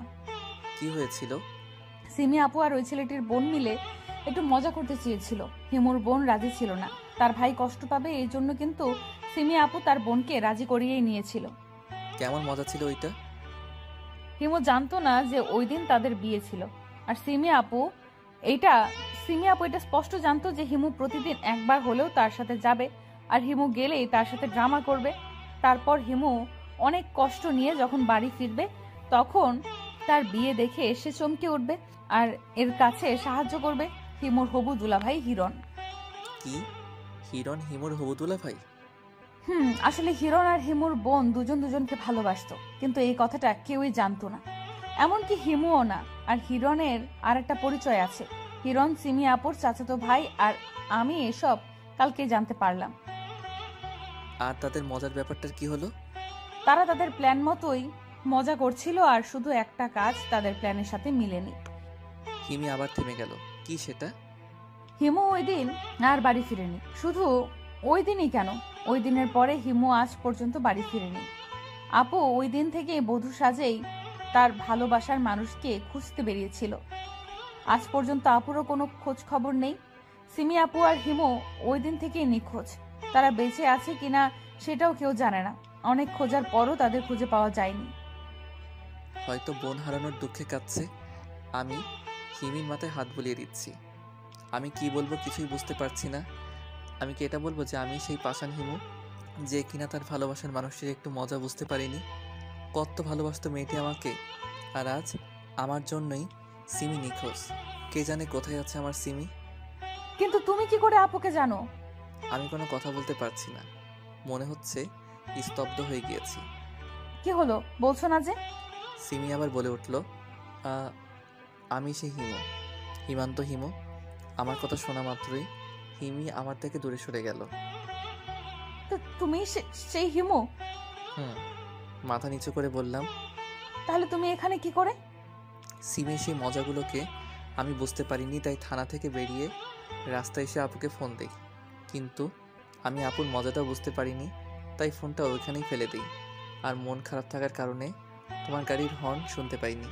অতঃপর আমি আজ এখানে। বুঝতে পেরেছি, সব আমার জন্যই হয়েছে। আমি ওদিন ওখানে না থাকলে এসবের কিছুই হতো না। হিমি কান্না করেই যাচ্ছে। হিমি, তুমি কেন নিজেকে দোষ দিচ্ছ? সব তো আমার জন্যই হয়েছে। আমি আমার ভালোবাসার উপর বিশ্বাস রাখতে পারিনি। থাক, এসব ভেবে এখন আর কি হবে? এখন তোমার কেমন লাগছে তাই বলো। হিমি চোখের পানি মুছতে মুছতে বলল, ভালো। বাবা আর মাকে খবর দিয়েছি, একটু অপেক্ষা করো, ওনারা আসবেন, তারপর আমরা চলে যাব। তারপর কিছুক্ষণ অর্ধশো অবস্থায় রইলাম, আর হিমি আমার পাশে বসে রইল। কিছুক্ষণ পর আঙ্কেল আর আন্টি আসলো। এখন কেমন আছো বাবা? জি আন্টি, ভালো। আম্মু জানো, অভির এখন সব কিছু মনে পড়ে গেছে। পাশ থেকে হিমি বলে উঠল, তাই নাকি? এটা তো খুশির সংবাদ। তা তোমার নাম কি বাবা? হিমন্ত হিমু। আমার নাম শুনে আঙ্কেল একটু চমকে উঠল। তোমার বাসা কোথায়? ঠিকানা বললাম। আমার ঠিকানা শুনে আঙ্কেল কেঁদে দিলেন। আমার সিমি কোথায় বাবা? একমাত্র তুমিই পারবে সিমিকে খুঁজে বের করতে। আঙ্কেল আমার হাতে ধরে কাঁদতে লাগলেন। জি আঙ্কেল, সিমি যেখানে থাকুক না কেন আমি সিমিকে খুঁজে বের করবই। আমি জানি বাবা, একমাত্র তুমিই পারবে সিমিকে খুঁজে আনতে। বাবা, অভিকে এখন বাড়ি নিয়ে যাওয়া যাক। তোমরা যাও, আমি আর তোমার আম্মু ডক্টরের সাথে দেখা করে আসছি। তারপর আমি আর হিমি বাড়ি চলে আসলাম। রাস্তায় হিমি কোনো কথা বলেনি, মনে হয় কোনো কিছু নিয়ে ভাবছে। বাড়ি গিয়ে ফ্রেশ হয়ে শুয়ে পড়লাম আর ভাবতে লাগলাম কোথায় পাওয়া যাবে সিমিকে। অনেকক্ষণ ভাবার পর একটা কথা মনে পড়ে গেল। কিছুক্ষণ আগে যখন আমি রেস্টুরেন্টের সামনে গাড়িতে বসেছিলাম তখন হিমিকে দেখেছিলাম একটা মধ্যবয়স্ক লোকের সাথে একটা গাড়িতে উঠতে। কিন্তু হিমি তো বলেছিল ওইটা হিমি ছিল না। তবে কি ওইটা সিমি ছিল? হ্যাঁ, আমি নিশ্চিত যে ওইটাই সিমি। এখন আমাকে শুয়ে থাকলে চলবে না, যত তাড়াতাড়ি সম্ভব আমাকে ওই রেস্টুরেন্টের সামনে যেতে হবে। তাই শুয়ে না থেকে চলে গেলাম হিমির ঘরের সামনে। হিমিকে ডাকতেই হিমি বেরিয়ে এলো। কি হলো অভি, এত রাতে ডাকছো কেন? আর তোমাকে এত নার্ভাস লাগছে কেন? হিমি আমাকে এখনো অভিরামে ডাকে। আমাদের এখনই ওই রেস্টুরেন্টের সামনে যেতে হবে। এত রাতে ওইখানে গিয়ে কি করব? ওইটা তোমাকে যেতে যেতে বলবো। আগে তুমি বলো, ওই রেস্টুরেন্টে কি রাতেও খোলা থাকে? 24 ঘন্টাই খোলা থাকে। তাহলে চলো। তারপর হিমি ঘরে গিয়ে চাবিটা নিয়ে আসলো আর আমি বাইরে দাঁড়িয়ে রইলাম। কিছুক্ষণ পর হিমি চাবি নিয়ে বাইরে আসলো। আমি হিমির কাছ থেকে চাবিটা নিয়ে ড্রাইভিং সিটে বসে হিমিকে সাথে বসিয়ে ড্রাইভ করতে লাগলাম। অভি, আমরা এত রাতে ওইখানে কেন যাচ্ছি? হিমিকে আমি সব বুঝিয়ে বললাম। তাহলে তাড়াতাড়ি চলো, ওই রেস্টুরেন্ট থেকে আমরা কিছু তথ্য পেতে পারি। আমরা কিছুক্ষণের মধ্যে চলে এলাম রেস্টুরেন্টের সামনে, যেখান থেকে সিমি গাড়িতে উঠেছিল। সেখানে দাঁড়িয়ে আছি হিমি আর আমি, কিন্তু আশেপাশে তেমন কাউকে দেখতে পেলাম না। হঠাৎ দারোয়ানের দিকে চোখ গেল। দারোয়ান তো এখানে সারাক্ষণই থাকে, তাহলে ওনার কাছে জিজ্ঞাসা করি।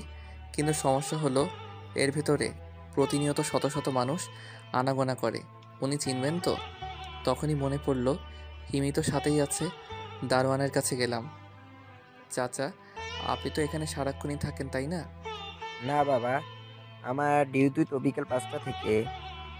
আচ্ছা চাচা, আপনি এই মেয়েটিকে চিনেন? না, তবে আজকে সন্ধ্যা এখানে প্রথম দেখলাম একটা মধ্যবয়স্ক লোকের সাথে ট্যাক্সিতে উঠেছিল। কিন্তু আমি তো দেখলাম প্রাইভেট কারে উঠতে। না বাবা, তুমি নিশ্চয়ই ভুল দেখেছো। বিশ্বাস না হলে ওনাকে জিজ্ঞাসা করে দেখো। হিমিকে দেখিয়ে বলল, কারণ চাচা মনে করলো হিমি সেই মেয়ে। না থাক চাচা, ঠিক আছে। আমি হিমিকে নিয়ে সেখান থেকে চলে এলাম। হিমিকে নিয়ে গাড়িতে বসে আছি।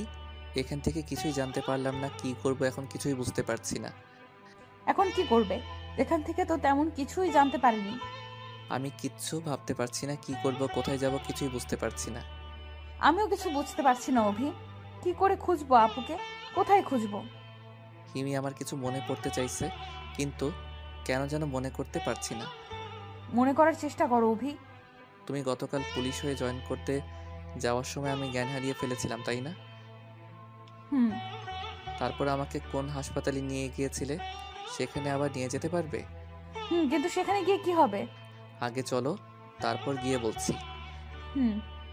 হিমি আমাকে নিয়ে এই রাতের বেলায় সেই হাসপাতালের উদ্দেশ্যে যেতে লাগলো।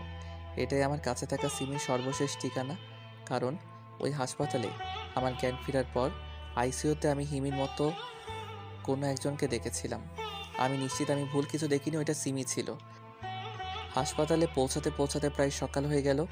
গাড়ি থেকে নেমে আমি আর সিমি চলে গেলাম সেই আইসিইউর সামনে, কিন্তু গিয়ে কাউকে পেলাম না, একদম ফাঁকা। তাই আমি আর হিমি ডক্টরের কেবিনে ঢুকে গেলাম। হিমি এখনও জানে না আমার এখানে আসার কারণ। আমি আর হিমি ডক্টরের রুমে প্রবেশ করার পর হিমুকে দেখে দাঁড়িয়ে গেল ডক্টর, আর এমন রিয়াক্ট দেখে আমি আর হিমি রীতিমতো অবাক হলাম। ডক্টর সাহেব, আপনি হঠাৎ দাঁড়িয়ে গেলেন যে? আপনি বেঁচে আছেন? এটা কি করে সম্ভব? মানে? ডাক্তারের কথা শুনে আমার বুকের বাম পাশটা মোচড় দিয়ে উঠল। উনি সিমির কথা বলছেন না তো?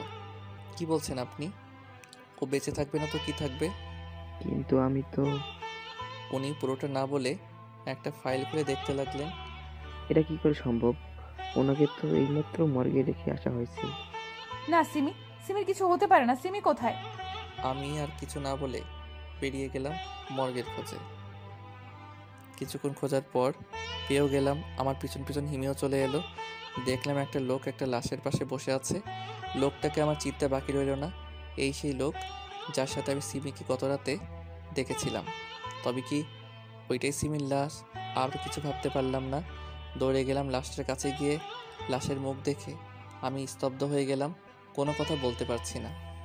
আমি ভাবতেও পারিনি সিমিকে আমি এভাবে খুঁজে পাবো। আমি তো সিমিকে এভাবে চাইনি। সিমি তো আমাকে খুঁজতে এসেছিল। তাহলে সে কেন আমাকে ছেড়ে চলে গেল? কী করে হলো এসব? আমার মুখ দিয়ে তখন একটা কথাও বের হচ্ছিল না। ওইদিকে হিমি সিমির কাছে বসে কাঁদছিল। আপনারা কারা? কী করে হয়েছে এসব? আপনি আমার সাথে একটু আসুন তো। পেছন থেকে একজন ডক্টর বলে উঠল। আমি কিছু না বলে ডক্টরের পিছন পিছন তার কেবিনে গেলাম। আপনি ওনার কি হন? আমি ডাক্তারকে শুরু থেকে শেষ পর্যন্ত সবটা বললাম। আপনার এখানে আসতে অনেক দেরি করে ফেলেছেন। এই মেয়েটি প্রায় 7 মাস ধরে এই হাসপাতালে আছে। ওইখানে ওই লাশের পাশে যে লোকটা বসে আছে উনি আসলে আমাদের এখানে ডক্টর রাশেদ। আমি চুপ করে আছি। আজ থেকে 7 মাস আগে ডক্টর রাশেদ গ্রামের বাড়ি থেকে ফেরার সময় এই মেয়েটিকে বধূ অবস্থায় অজ্ঞান পড়ে থাকতে দেখে ডক্টর রাশেদ মেয়ে হারানো এক পিতা হয়ে মেয়েটিকে ওইখান থেকে ফেলে আসতে পারেনি। উনি মেয়েটিকে এনে নিজে হাসপাতালে ভর্তি করান।